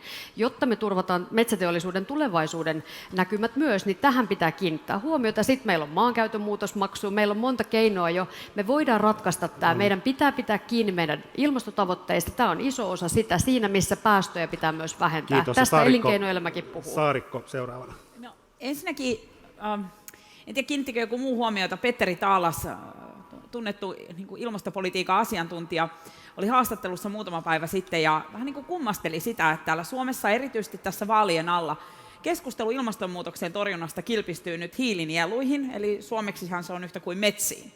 Toisin kuin monessa muussa maassa, jossa aivan oikein ytimessä on päästöt. Että sen sijaan, että me niin kuin jatkamme päivästä toiseen keskustelua siitä, että että mihin kaikkeen suomalaiset metsänomistajat nyt ovatkaan syyllisiä, kannattaisi keskittyä pohtimaan, miten voimme vähentää päästöjä. Ja mihin mä niin kuin perustan tämän oman näkemykseni? Ennen kaikkea siihen, että se globaali metsäteollisuus ja se puun kysyntä, se määrittelee niiden hakkuiden suuruuden. Ja jos me esimerkiksi tehtäisiin vihreiden ehdotusten kaltainen, että lyödään lakiin joku määrä, että mikä on oikea määrä hakkuita, niin puun kysyntä ei sillä maailmassa vähenisi, vaan sitten niitä kaadettaisiin jostain muualta, ja tämä ilmasto on niin ikään yhteinen maapallon kokoinen kysymys. Että mä pitäydyn linjassani, että hyvä hiilinielu, eli suomalaista metsäpolitiikkaa on jatkossakin hyvä metsänhoito, oikea-aikainen metsän harvennus, ja luotan edelleen suomalaisiin metsiin. Kiitos, ja otetaan sitten järjestys Andersson, Orpo ja Harkimo. Pakko todeta, että miksiköhän nämä keskustelut ovat vaaleissa pyörineet aika paljon tämän yksityisen metsänomistajan ympärillä siksi, että keskusta ja Annika Saarikko on vienyt tämän keskustelun siihen joka kerta, Hyvä, niin kuin Annika. teki myöskin nyt. Tarvitaan ehdottomasti hiilinielujen pelastamispaketti seuraavalla hallituskaudella. Se pitäisi olla meidän kaikkien intressissä, koska jos me emme saa tätä kehitystä muutettua, se tarkoittaa sitä, että täällä istuvat puolueet joutuvat etsimään vielä lisää päästövähennyksiä liikenteen puolelta, teollisuuden puolelta, asumisen puolelta, jossa jo on kovia päästövähennystavoitteita. Jos me ei onnistuta tässä, mä toistan vielä tämän, että pahimmassa tapauksessa joudutaan ostamaan nieluyksiköitä muista Euroopan maista jopa miljardeilla sen sijaan, että me oltaisiin käytetty rahaa täällä siihen, että me hoidetaan omaa tonttiamme kuntoon. Tarvitaan toimia turvemaiden päästöjen vähentämiseksi, tarvitaan myöskin toimia ennen kaikkea valtion omistamissa metsissä, Kiitos Li joilla Andersson. Ja suojelua sitten lisätään. oli Orpo, Harkimo ja Marin ja Purra. Ei muuten osteta miljardeilla nieluja joltain muulta, aivan pähkähullu ajatus. Me hoidetaan tämä ihan itse. Mä lainaan mielelläni tuosta Petteriä, eli Petteri Taalasta. Hän puhuu erittäin fiksuja. Koko ilmastonmuutos, niin se loppujen lopuksi ratkaistaan sillä, että fossiilienergia korvataan uusiutuvilla, puhtailla energiamuodoilla. Ja tämä meillä on ihan tehtävissä Suomessa. Meillä on maailman parasta teknologiaa. Meillä on mielettömän isot investoinnit aurinkovoimaan, vetyteknologiaan, tuulivoimaan, rakennetaan pienydinvoimaa. Me on tehtävissä tämä.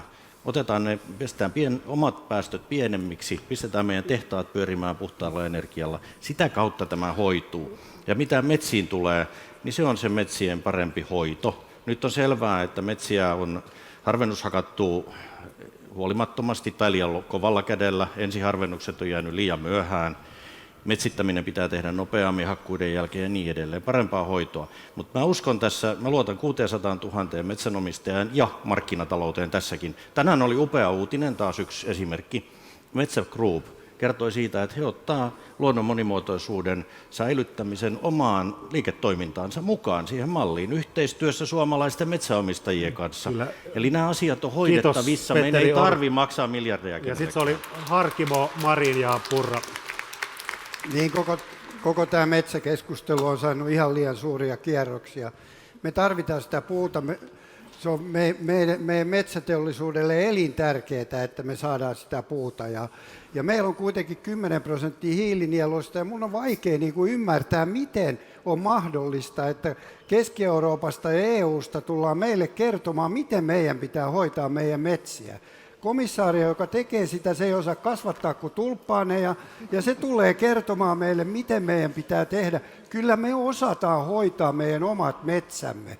Ei se voi lähteä siitä, ja niin kuin Taalas sanoi, niin se sanoi, että jos me ei niitä hakata niitä metsiä, niin niitä hakataan jostain muualta, jossa ei osata hoitaa sitä asiaa. Kyllä meidän pitää itse se saada, ja tämä on kaikki sitä, että hallitus ei ole hoitanut kun ne ei ole päässyt yhteisymmärrykseen mistään, niin me ei ole hoitanut meidän etuja EU:ssa, ja se on se täyskatastrofi. Kiitos. Ja sitten oli Marin, Purra ja Essayah ja sitten kaikki osannut puhua.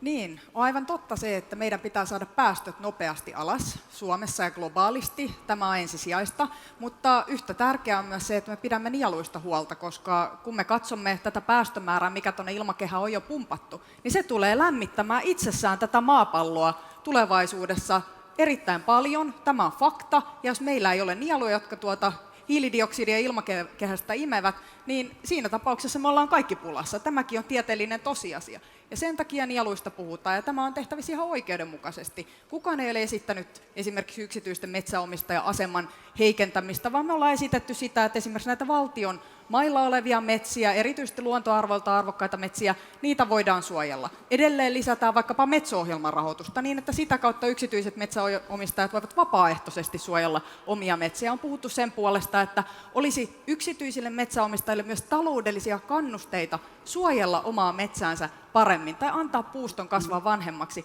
Eli tällainen vastakkainasettelu, joka halutaan ehkä tietoisesti luoda, että ikään kuin täällä joku nyt olisi yksityisen metsäomistajan taskulla, niin se ei pidä paikkaansa. Mielestäni oli ihan rakentavia ehdotuksia siinä, millä tavalla puustoa voidaan vanhemmaksi kasvattaa. Kiitos Marin. Ja sitten Purra, Henriksson ja Essayah. Niin, mitä Petteri Taalas on korostanut? Muun muassa sitä, että suomalainen metsäteollisuus ei aiheuta metsäkatoa. NASAn satelliittipaikannus on ollut oikeassa. Ilmastopäästöjä pitää tarkastella globaalilla tasolla ja Suomi voi aiheuttaa vaikuttavuutta viemällä ympäristöteknologiaa muualle. Hiilidioksiditonneja pitää vähentää siellä, missä se on järkevää ja niin edelleen. Tämä on juuri se, mitä perussuomalaiset on koko tämän kampanjan ajankin tuonut esille ja te vuorotellen olette sanoneet, että meidän ajatuksemme on väärä. Mutta erittäin hienoa, että nyt Petteri Taalas saa kokoomukselta ja keskustaltakin näin paljon tukea. Se mikä on oleellista, mikä usein unohtuu tässä, kun puhutaan kansallisesta ilmastopolitiikasta, että toden totta, kun se on globaali ongelma, se, että Suomi yrittää suorittaa kunnianhimoisemmin kuin muut, sillä ei ole globaalille tasolle vaikuttavuutta. Sen sijaan sillä on merkittäviä vaikutuksia meidän omaan talouteen, kotitalouksien ostovoimaan, vientiteollisuuden kilpailukykyyn ja moneen Kiitos muuhun Riikka asiaan. Purra ja sitten Henriksson ja Essayah. Onneksi meillä on metsää. Ja onneksi meillä on myös hyviä metsänomistajia. Me RKP:ssä uskotaan siihen, että meidän pitää päästä pois tästä vastakkainasettelusta. Meidän pitää nähdä, että vapaaehtoisilla toimenpiteillä me saadaan myös metsänomistajat mukaan. Mutta sitten meidän pitää myös katsoa, että meillä oma metsäteollisuus pärjää. Ja sen takia tämä tasapaino on saavutettavissa. Munkin mielestä Petteri Taalas puhuu viisasti, ja sitä meidän kannattaa myös kuunnella. Ja sitten Sari Essayah. Tämä päästökeskustelu, siinä on tärkeää muistaa, että 80% niistä päästöistä tulee sieltä energiantuotannosta, joten niistä fossiilisista eroon ja uusiutuviin. Mutta hyvällä metsänhoidolla me pystymme kasvattamaan hiilinieluja. Se nuori kasvava metsä, se on kaikkein paras hiilensitoja. Silloin tarvitaan lisää lannoitusta, tuhkalannoitusta muun muassa, tai oikeanlaatuista siemenlajiketta, mitä otetaan puun kasvatukseen. Meidän pitää tehdä ensiharvennukset ajallaan.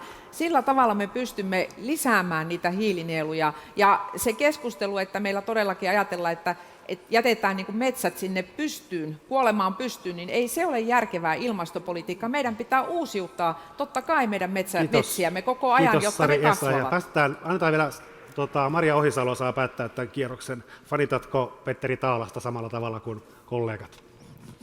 No en kyllä tästä näkökulmasta, mitä kollegat on tässä sanoneet. Ne kokoukset, joissa kansainvälisillä areenoilla itse on ollut YK:n ilmastoneuvotteluissa, luontokokouksessa Montrealissa, Suomelle tulee valtavan paljon kiitosta ja hyvää palautetta. Itse asiassa viimeisimpänä YK:n pääsihteeriltä siitä, että Suomi on tehnyt kestävää, kunnianhimoista, välttämätöntä ilmastopolitiikkaa. Hän kannusti muita maita myös samaan. Meidän elinkeinoelämä haluaa, että suomalaiset poliitikot pitää kiinni näistä ilmastotavoitteista, jotta tehdään tämä vihreä siirtymä. Se auttaa edelläkävijäyrityksiä viemään myös maailmalle niitä ratkaisuja. Se on aivan valtava kansantaloudellinen kysymys, joka tuo meille uusia investointeja, uusia työpaikkoja, lisää veroeuroja. Kiitos. Ja sitten Saarikko ihan lyhyesti. Niin, me käydään tätä keskustelua niin kuin maassa, joka on Euroopan metsäisin ja jossa on varmasti niin kuin vähintään Euroopan mittakaavassa niin kuin korkein metsän hoitoon liittyvä asiantuntemus. Siitä mä oon vähän eri mieltä. Mä totta kai sopii, että jos metsistä keskustellaan vaan keskustan takia, hyvä jos tulee selväksi, että se on meille tärkeä ja rakas asia. Luonto on kumppani, ei vastakkainasettelun kohde minunkaan mielestä. Mutta kyllä mun mielestä puolueissa on oikeasti eroja. Kyllä tämä keskustelu sen kertoo. Ja että kun tässä todetaan, että onko kukaan esittänyt mitään metsänomistajan yksityisomistuksen ongelmia. Kyllä. Meillä on erilainen käsitys esimerkiksi omaisuuden suojasta, siitä kuinka vahva perusoikeus se on. Ja minä en esimerkiksi kannata puunpolton viemistä verolle, enkä sitä, että lakiin kirjattaisiin rajoituksia tietynlaisia hakkuutyyppejä kohtaan. Kiitos. Ja Kiitos. Sitten mennään metsistä turvallisuuspolitiikkaan. sinne turvallisuuspolitiikan puolelle. Puhutaan vähän turpoa.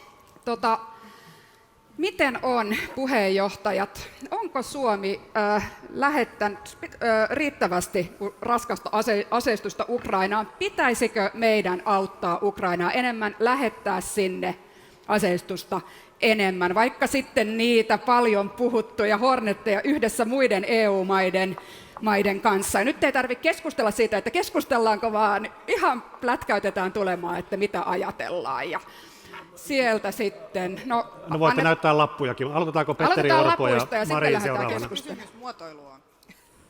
Mikä on kysymysmuotoilu? Pitäisikö Suomen lähettää enemmän? Onko apu ollut riittävää vai pitäisikö lähettää enemmän raskasta aseistusta? Tässä on kaksi päinvastaista kysymystä, niin jompikumpi, niin nostetaan laput. Ei tarvitse näyttää lappuja, vastatkaa suullisesti. Voit alkaa vastata Petteri aivan Orpo ja Mari suullisesti. seuraavana. Totta kai Ukraina tarvitsee lisää aseita, raskaampia aseita, vahvempia aseita, ja meidän pitää olla siinä mukana. Siinä on tehty 14 pakettia Suomessa. Hallitukselle kiitos niiden valmistelusta ja eduskunnalle siitä, että ne on viety läpi. Tämä on ollut tärkeää, mutta meidän pitää auttaa enemmän. Me nähdään, että se on ratkaisutaistelut niin tällä erää alkamassa ja meidän täytyy auttaa Ukraina voittamaan. Ja meidän pitää antaa, mitä me pystytään, mutta me ei voida luvata sellaista, mitä me ei pystytä antamaan. Me ei voi irrottaa Hornetteja tai ei ole mahdollista antaa niitä ennen kuin meillä on F-35, että sen jälkeen ne ei ole enää kunnossa, ne maksaisi miljardeja. Se oli väärä lupaus, väärä toivonanto maassa, jossa käydään sotaa, jossa ihmisiä kuolee. Nyt me käydään väärää keskustelua, mutta Ukrainaa pitää auttaa. Ollaanko autettu riittävästi? Ei olla autettu vielä riittävästi, koska sota on kesken. Mutta No oikeastaan kyllä mä haluaisin kysyä nyt, kun on mahdollisuus, pääministeriltä sen, että kun olet Suomen parhaiten informoidu ihmisen paikalla, ja sä tiedät tämän meidän Hornettien tilanteen käyttöön ja F-35 aikataulun, ja kuinka vaikeaa niiden elinkaaren jatkaminen on, niin miksi silti käyt tätä keskustelua? Niin, Petteri sanoi, että on annettu väärä lupaus. Minä sanoin, että on annettu väärä todistus tästä vierestä. Minä sanoin, että on annettu väärä todistus juuri äsken tästä vierestä, koska mitään lupausta ei ole annettu. Toivoa. Mitään lupausta ei ole annettu. On sanottu, että kyllä, tästä asiasta pitää keskustella myös Suomessa, koska fakta on, hyvät ystävät, se, että Ukrainaa ei olla autettu tarpeeksi. Ei Suomen toimesta eikä yhdenkään maan toimesta. Paljon ollaan yhdessä tehty ja tämä tuki ja apu on ollut äärettömän tärkeää, mutta parempaankin pitää yhdessä pystyä. No, mitä se ja parempi tämä on tarkoittaa? keskustelu, jota kansainvälisesti tällä hetkellä käydään EU-pöydissä hyvin laajasti, ja itse kyllä ennustan, että puolen vuoden sisään tätä keskustelua tullaan käymään vielä laajemmin. Mutta ei tarvitse käydä puolen vuoden päästä, käydään nyt ja kerrotte, että onko tuettu riittävästi ja miten pitäisi tukea ja sitten myös nyt Suomessa enemmän. omalta osalta tähän keskusteluun pitää pystyä varautumaan. Itse olen sitä mieltä, että tätäkin asiaa voidaan tarkastella. En ole tietenkään tekninen asiantuntija, en pysty arvioimaan sitä, enkä lähde ottamaan kantaa siihen, että missä vaiheessa, mitä koneita, minkä kuntoisia, mutta olen avoin sille keskustelulle ja toisin kuin kollegat, en ole etukäteisesti tyrmännyt tätä, että ei missään nimessä voida tukea tai antaa apua Saarikko tätä ja kautta. Purra. Niin, mä toistan sen, mikä minusta tässä niin viime viikkojen Hornet-puheessa on ollut ehkä kuitenkin se kaikkein vahingollisin puoli. No ensinnäkin tietenkin se, että on syntynyt niin kuin ehkä Ukrainalle kyllä turhaa toivoa siihen nähden, että mitä me tiedämme kyllä faktoista meidän olemassa olevien Hornettien osalta. Ja ehkä se kaikkein kiusallisin ja hankalin puoli on se, että me ollaan tähän asti pystytty Suomessa ulko- ja turvallisuuspolitiikassa tosi pitkään, ja erityisesti nyt Ukrainan tukemisen osalta tekee saumatonta yhteistyötä kaikki puolueet. Ja nyt tästä niin kuin syntyi hiukan sellainen kuva, että tuli tarve niin kuin tehdä irtiotto. Ajatella ääneen asioita, joista ensiksi ei ollut yhteistä linjaa muodostettu. Ja eniten mua, tiedätkö Sanna, tässä harmittaa se, että muodostuu sellainen kuva, että sit saa jotain ymmärtää, että ai te ette niin kuin halua käydä avointa ulkopoliittista keskustelua, ai teillä on täällä jotkut vaalipuheet. Mä oon oikeasti sitä mieltä, ja ihan myös vaalien jälkeen, että ulko- ja turvallisuuspolitiikasta isot ratkaisut rakennetaan Suomessa yhteistoiminnassa tasavallan presidentin kanssa ja koko hallituksen kesken. Saat Mari vastata, mutta Purra ensin ja sen jälkeen saat vastata. Tämä sama... Niin, Annika, Ota Purra olen ensin. ihan samaa mieltä siitä, että kyllä, yhdessä tehdään nämä isot ratkaisut, mutta ihan yhtä lailla ajattelen myös niin, että kun tätä keskustelua on jo pidempään käyty, eikä suinkaan ollut ensimmäinen kerta, kun olen nostanut ilmapuolustuksen, ilmatorjunnan tai hävittäjät esille, vaan nyt tähän haluttiin ihan eri tavalla tarttua, niin näen kyllä, että kyllä tässä ehkä on kierrokset vähän noussut itse kullakin sen vuoksi, että meillä sattuu olemaan vaalit tänä sunnuntaina.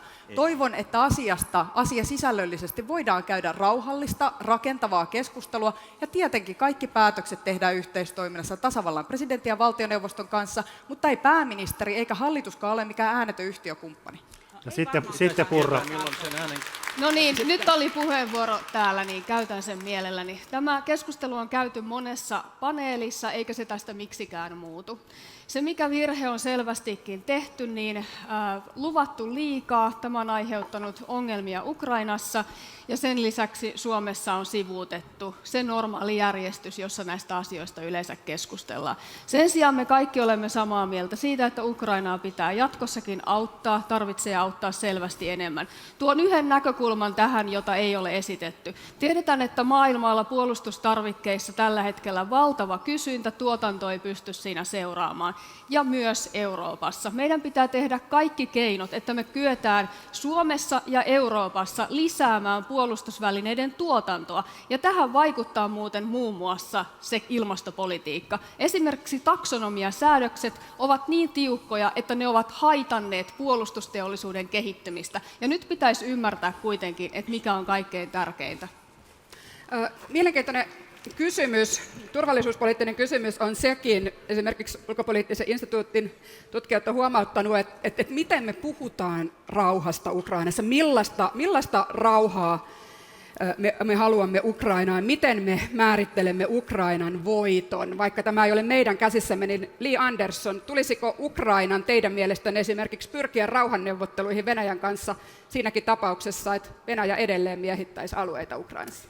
Mä ajattelin itse, että yksikään muu taho tai maa ei voi vastata tuohon kysymykseen kuin Ukraina ja Ukrainan omat päättäjät. Yksikään muu maa ei ole paikan päällä sotimassa. Ukrainalaiset itse kärsii niistä kuolonuhreista, kärsii niistä rikkoutuneista perheistä. Se on heidän asiansa arvioida se, milloin ollaan siinä pisteessä, että halutaan aloittaa rauhanneuvottelut ja minkä tyyppisiin ehtoihin he ovat valmiita. Meidän vastuu siihen asti on tukea Ukrainaa aseellisesti, totta kai niin kuin on tehty yhteisymmärryksessä, mutta oletettavasti myöskin tavalla, joka ei sitten heikennä Suomen omaa puolustuskykyä tai turvallisuutta. Anna-Maija Henriksson, nopea kommentti. Oletteko samaa mieltä? Kyllä, olen tässä asiassa samaa mieltä Li Anderssonin kanssa, että se on Ukrainan oma asia. Ja Ukrainan pitää tämä sota voittaa.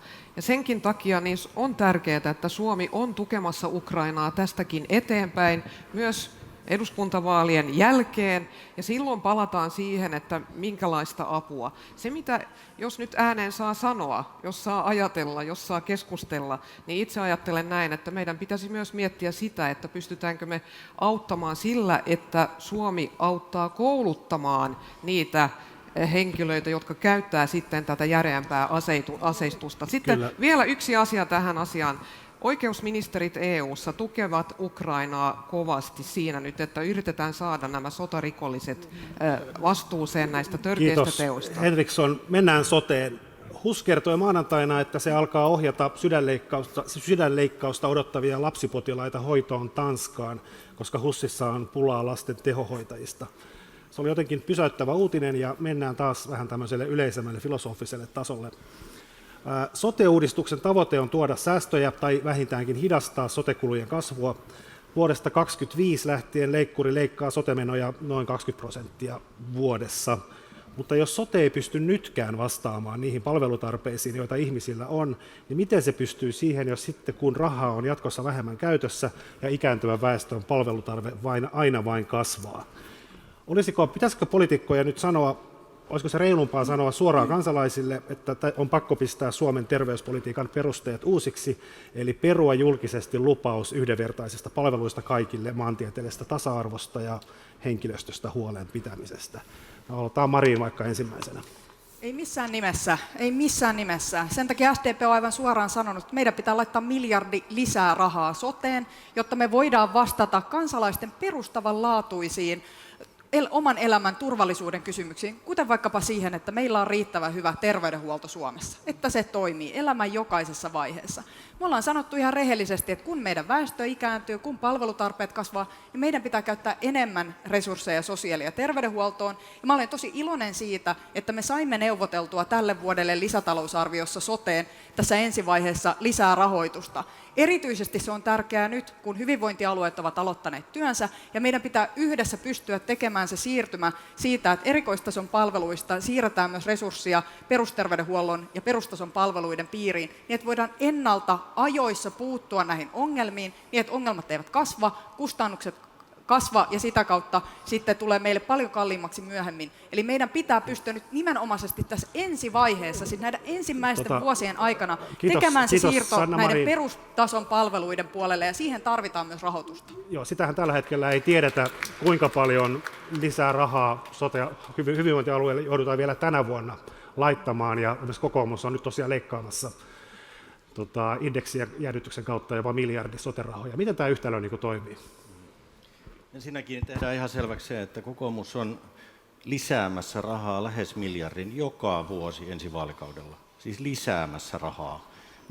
Koska siis meidän väki vanhenee, hoidon tarve kasvaa, niin se on ihan välttämätöntä, kun jokainen ihminen tässä maassa, niin siellä neuvolassa kuin vanhuspalveluissa, pitää hoitaa. Ja minusta on väärin ja ikävää puhetta, että annetaan kuvaa, että me oltaisiin leikkaamassa jostain. Tai että sanotaan, että kokoomus aikoo irtisanoa 20 000 hoitajaa. Meiltä puuttuu 25 000 hoitajaa ja lähihoitajaa tällä hetkellä.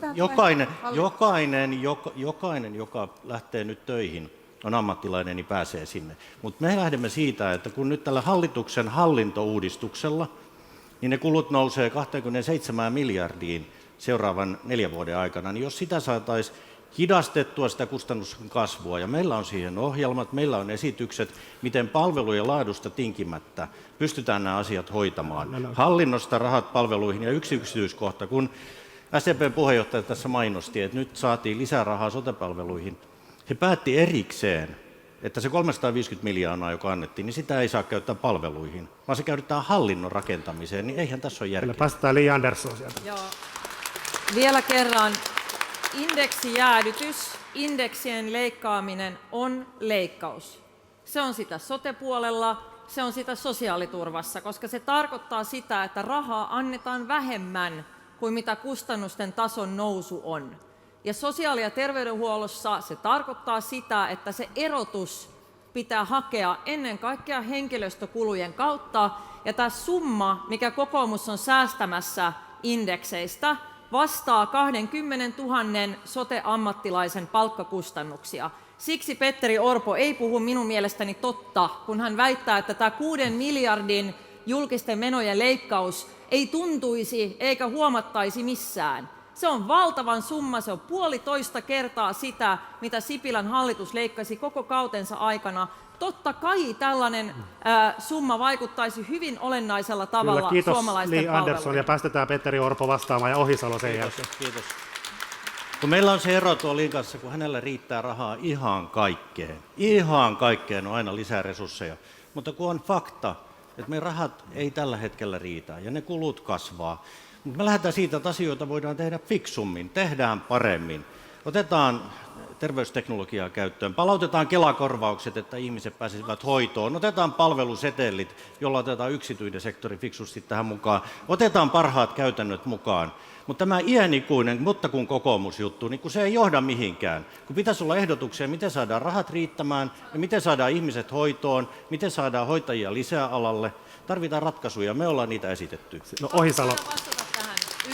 Yksi keskeisimmistä syistä, minkä takia tämä uudistus lähdettiin tekemään alun perin, oli myös se, että tuodaan sosiaali- ja terveydenhuolto enemmän yhteen. Tämä sivutetaan joka ikisessä näistä keskusteluista. Me ei muisteta täällä ikinä, kuinka tärkeää työtä siellä sosiaalihuollon puolella tehdään, miten paljon siellä voidaan myös ennaltaehkäistä asioita. Mä otan konkreettisen esimerkin siitä, että kun me onnistutaan saamaan ihmisille asunto ensin, aivan ensimmäisenä asunnottomalle ihmiselle asunto, se itse asiassa vähentää jopa niitä kustannuksia, jotka näkyy pahimmillaan jopa erikoissairaanhoidon puolella, kun ihmiset voivat niin huonosti, että päätyvät ambulanssikyydillä sairaalan tuolta pakkasesta. Eli lisää tällaisia toimintamalleja, painopistettä sinne ennaltaehkäisyn puolelle ja nopeampaa hoitoon pääsyä. Kiitos Se myös Ohisalo, ja säästää sitten rahaa. Marin lyhyt kommentti ja sitten pari nopeata kysymystä. Mun mielestä ihan mahtavaa, kuinka Petteri Orpo on tehnyt tämmöisen täydellisen 180 astetta tämän vaalikampanjan aikana. Kokoomus lähti liikkeelle tästä 6 miljardin leikkauslistasta. Eilen Tentistä kuultiin, että ei leikata palveluista eikä leikata koulutuksesta. Nyt te kerrotte, että päinvastoin satsaatte, mutta silti jostain tämä 6 miljardia tulee. Että joko tämä kokoomuksen talouslinja on niin täysin epäuskottava, tai sitten meillä oikeastaan tulee aika helpot hallitusneuvottelut, kun näyttää siltä, että kokoomus on tullut sosiaalidemokraattien linjalle, että ei leikata näistä kriittisen tärkeistä kysymyksistä, kuten terveydenhuollosta, koulutuksesta, sosiaaliturvasta. Tämä olisi ihan mahtavaa. Eiköhän lyödä kättä päälle, että näihin ei kosketa. No mitäs, onko siellä sinipunahallitus syntynyt jo, Petteri Orpo? Saarikko, ota Orpo ensin ja sitten Saarikko. Siis ollut mitään järkeä, koska meillä on ollut sama ohjelma koko ajan, niin olisi kauhean miellyttävää, jos SDP-puheenjohtaja lukisi meidän ohjelman ennen kuin arvostelee sitä. Se olisi ensimmäinen lähtökohta. Ja oleellista on nyt, että hallitus on tehnyt sote-uudistuksen. Niin onko ne asiat nyt hyvin? Tiedätkö sen, että Tampereella yliopistollisen keskussairaalaan on 1800 ihmistä jonossa psykiatrisiin palveluihin? Onko siellä asiat hyvin? Ei ole. Tai TYKSissä lonkkaleikkaukset 1000 ihmistä. Joka puolella, missä kiertää ihmiset jonottaa terveyskeskuksiin, ei pääse hoitoon. Vanhukset on kotihoidossa, kun yksityisen hoivan paikkoja on kiinni. Ja hallituspuolueet, erityisesti SDP, joka lupasi laittaa sote-asiat ja vanhustenpalveluasiat kuntoon, sanoi, että kaikki on kunnossa, kun tehtiin laki. Mutta kun ei ole, ja tämä on fakta-asia, me ollaan tehty ehdotuksia, miten näitä asioita laitetaan kuntoon, miten saadaan ihmiset hoitoon, miten siirretään resursseja siitä hallinnosta palveluihin, asetetaan ihminen edelle. Ja sitten Saarikko ja Purra. Hyvät kollegat, mä oon kuunnellut teidän keskustelun nyt tarkkaan ja yrittänyt ymmärtää, että mitä teistä itse kukin tälle sosiaali- ja terveyspalveluille haluaa. Mä haluan sanoa ensi alkuun sen, että mä oon todella pahoillani niiden lasten ja heidän perheidensä puolesta, joille meidän julkinen terveydenhuolto ei ole pystynyt erittäin vakavassa tilanteessa tuomaan turvaa. Se on meidän kaikkien yhteinen häpeä. Toisekseen mä haluan sanoa faktana sen, että tämä uusi uudistus, jota valmisteltiin 15 vuotta, on ollut voimassa nyt alle 3 kuukautta. Et sen piikkiin ei voida laittaa kaikkia näitä meidän ongelmia. Sitten mä yritän ymmärtää teidän linjaa. SDP on sanonut, että tehdään aikuisille terveille ihmisille kerran vuodessa neuvolatarkastus ja laitetaan sillä sekä talous että terveys kuntoon. Sitten mä oon kuunnellut kokoomusta. Te sanotte, että kyllä sieltä on kepeästi otettavassa lisämiljardi pois ja te olette siinä Suomen ainut. Edes valtiovarainministeriön virkakunta ei pidä sitä järkevänä. Ja joka tapauksessa tästä keskustelusta unohtuu se, että näihin palveluihin joudutaan ja saadaan käyttää enemmän rahaa myös jatkossa, kun väestö ikääntyy. Ja minun viestini on vahvat lähipalvelut. Tämän uudistuksen ydin ei alun perin ollut vain säästää meidän veroeuroja, vaan vahvistaa perustason palveluita. Ja jokaisella suomalaisella on kotiosoitteesta ja lompakon paksuudesta riippumatta ja niihin sitten oikeus. Purra ja päästetään sitten tämä laita Harkimo, Essayah ja Henriksson ja sitten mennään eteenpäin. Uudistus tosiaan on ollut varsinaisesti voimassa vasta muutaman kuukauden, mutta se, joka tiedettiin jo hyvissä ajoin, on, että se on alirahoitettu.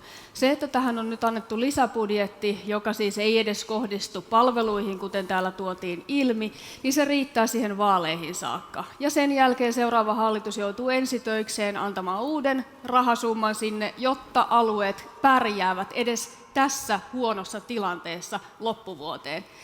Tämä on kaikkein tärkein asia meidän hyvinvointijärjestelmässä tällä hetkellä. Se ei toimi. Monet meistä, jotka ollaan työterveyden piirissä, niin ei välttämättä edes tiedetä, miten kammottava tilanne tuolla on. Meillä ei ole tällä hetkellä, paitsi että hoitajat ovat näännyksissä, meiltä häviää julkiselta puolelta lääkäreitä.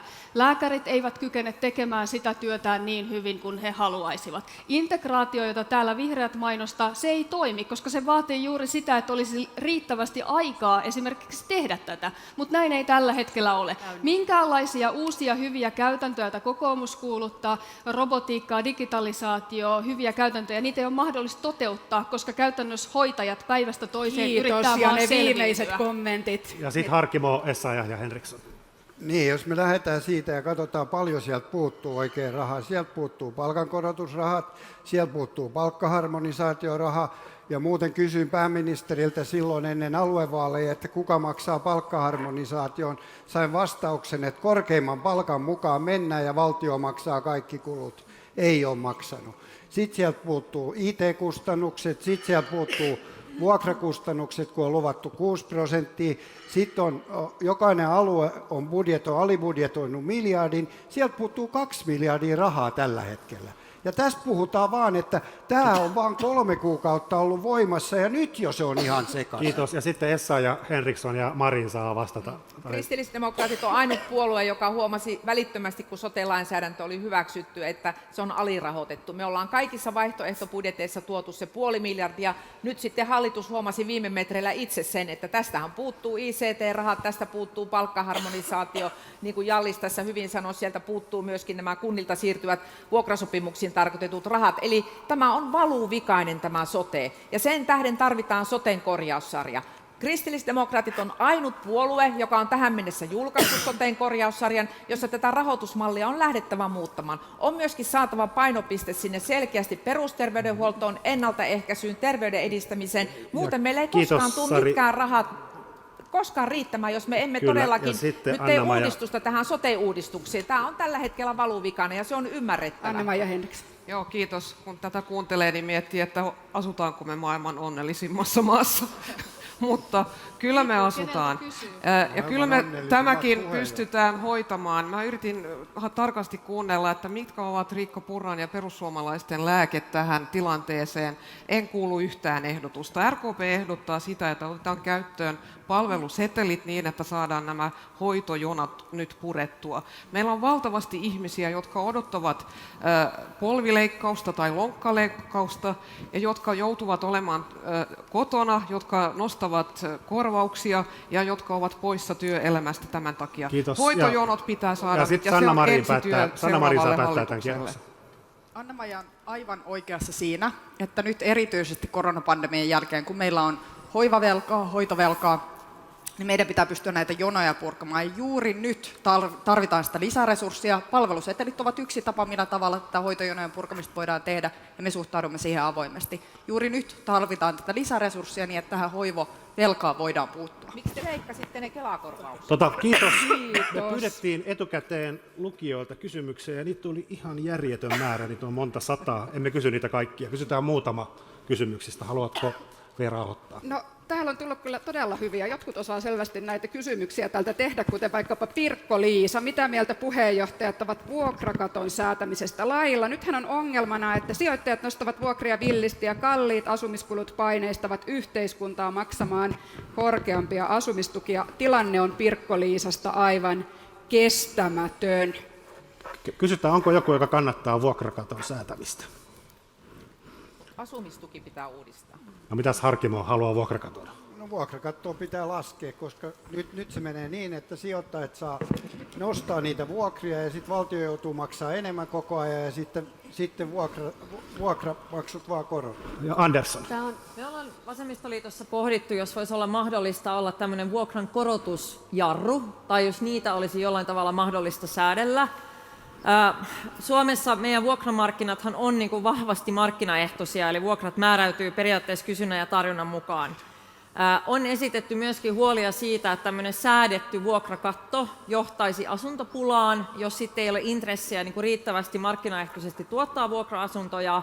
Siksi joka tapauksessa tärkeä asia on se, että kohtuuhintaisten vuokra-asuntotuotantojen määrä on riittävällä tasolla kaikissa kaupunkikeskuksissa, että on myöskin tätä omakustannehintaan järjestettyä vuokra-asumista riittävästi tarjolla. Sitten Leena kysyy, miten tavallinen kansalainen uskaltaa äänestää yhtään ketään, kun monet puolueet eivät edes suostu istumaan samaan hallituspöytään tiettyjen puolueiden kanssa, ja tuntuu, että jotkut puolueet aiheuttavat tarkoituksella eripuraa puolueiden välille.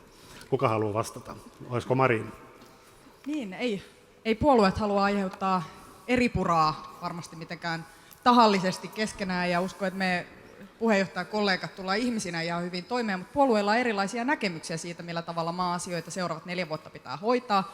Meidän mielestämme Suomen pitää tulevaisuudessakin olla avoin, kansainvälinen, vahvasti EU-vaikuttaja, maa, joka haluaa tehdä vihreää siirtymää, joka haluaa myös panostaa siihen, että meillä ei tehdä ympäristön kannalta haitallisia asioita. Perussuomalaiset on tästä ihan eri linjoilla ja meillä on hyvin erilainen näkemys siitä, millä tavalla maata pitää kehittää. Ihan yhtä lailla me ollaan kokoomuksen kanssa eri mieltä siitä, että pitääkö taloutta sopeuttaa niin, että leikataan sosiaaliturvasta, sosiaali- ja terveyspalveluista tai koulutuksesta. Meidän mielestä ei, meillä on parempi vaihtoehto. Mitäs vastaat Leenalle? Niin, onneksi meillä tässä maassa on demokratia ja meillä on aivan muutaman päivän päästä virallinen vaalipäivä ja tänäänkin vielä voi ennakkoäänestää. Kansalaiset voivat itse käydä uurnilla kertomassa, mitä mieltä he ovat tästä toiminnasta. Sen sijaan, että puheenjohtajien tarvitsee puhuvina päin aina kertoa täällä, mistä me eroamme toisistamme, niin annetaan kansalaisten päättää. Ja näkisin ainakin Gallupin perusteella, että monet suomalaiset eivät ole sitä mieltä, että perussuomalaiset on avoimesti rasistinen tai fasistinen puolue, kuten te esitätte. Juha on huolissaan täällä siitä, että tunnin junaa kannattavat puolueet selvillä siitä, että Salon kohdalla rata tarkoittaisi Uskelanmäen ja Lukkarinmäen arvokkaan kulttuuri- ja asutusmiljoon lohkomista, louhimista ja tuhoamista. Miten vastaatte Juhan huoleen? Oletteko tästä tietoisia te, jotka kannatatte? No mitä sanoo Petteri Orpo?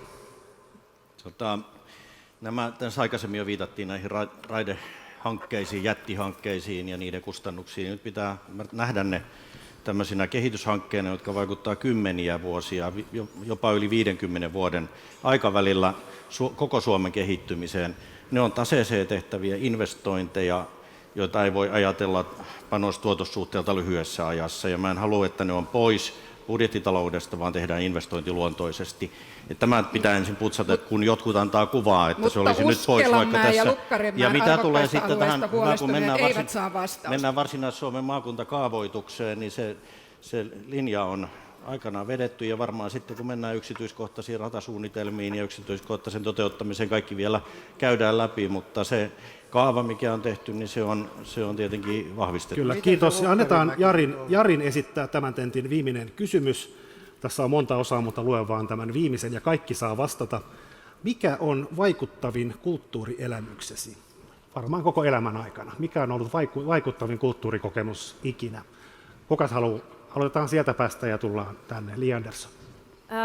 Ensimmäinen, joka tuli mieleen tästä, on kirjakokemus, kirjaelämys, Märta Tikkasen Vuosisadan rakkaustarina. Vaikuttavin kirjallinen elämys, mikä mulla on koskaan osunut kohdalleen. Miten pystyy niin vaikeita asioita, monimutkaisia asioita ilmaisemaan ja käsittelemään niin kauniisti tavallaan niin kuin pienessä määrässä tekstiä. Suosittelen kaikille. Ja Maria Ohisalo. Niitä on niin paljon, että mä rupesin listaamaan ja miettimään, että mä en pysty erottelemaan niitä toisistaan, mutta musta on upeaa, että Suomesta varsinkin kesäisin löytyy mitä pienemmistäkin paikkakunnista ihania paikallisia kulttuuritapahtumia ja hetkiä. Joskus muistan lapsuudessa puhuttiin jonkun paikallisen alueen kihauksesta ja musta on upeaa, että Suomi on täynnä erilaisia tällaisia paikallisia taiteilijoita, paikallisia ihmisiä tulossa yhteen eri paikoin. Ja mä sanon tässä vielä sen, että korona-ajan mun mielestä suurin epäonnistuminen meidän hallitukselta oli se, että me jouduttiin sulkemaan kulttuurielämyksiin ja Riikka Purra voi kertoa oman kulttuurielämyksensä. No tietenkin niitä on hirvittävän paljon, mutta otan sen yhden esimerkin musiikista. Tuolta talosta, silloin kun vaalikampanja ei vielä ollut ihan näin kova, joinakin iltoina ehdin tuonne taloon kuuntelemaan konserttia, ja se on erityisen hienoa. Mutta sille vastapaino, vähintään yhtä hienoa toisella tavallaan tietenkin olla isossa stadionkonsertissa, mieluiten kuuntelemassa Guns N' Rosesia. Ja Sanna Marin.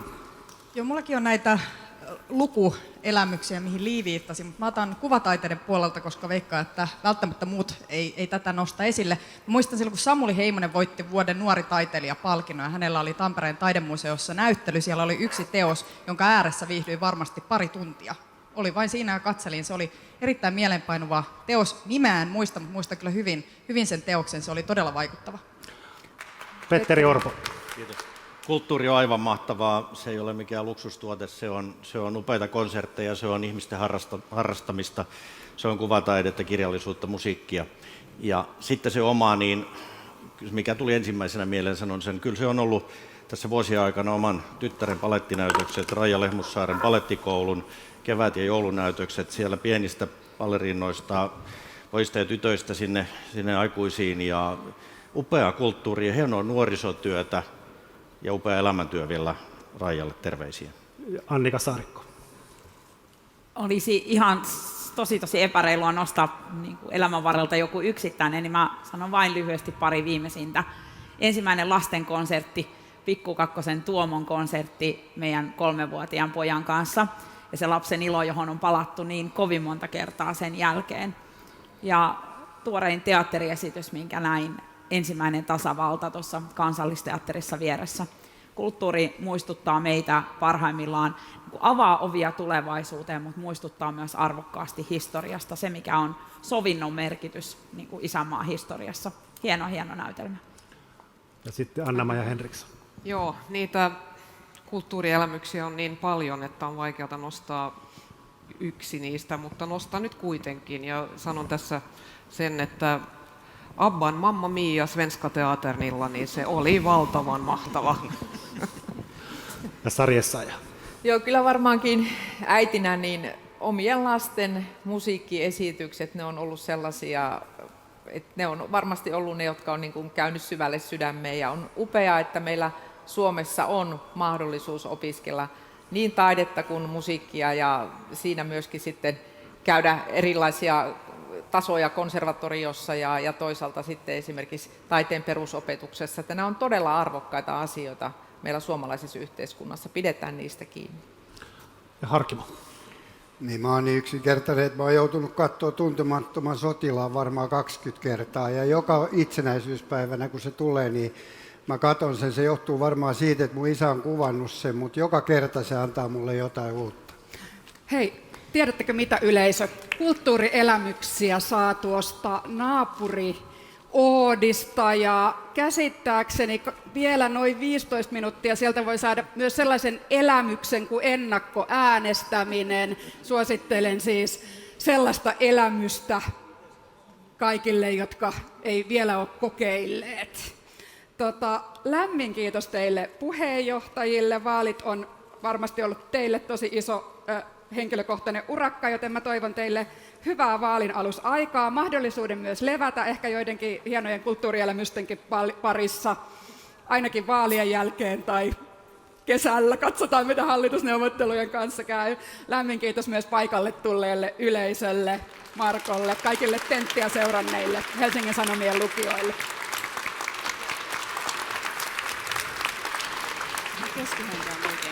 Kiitoksia. Pieniä Ei musta olla mitään pahoja.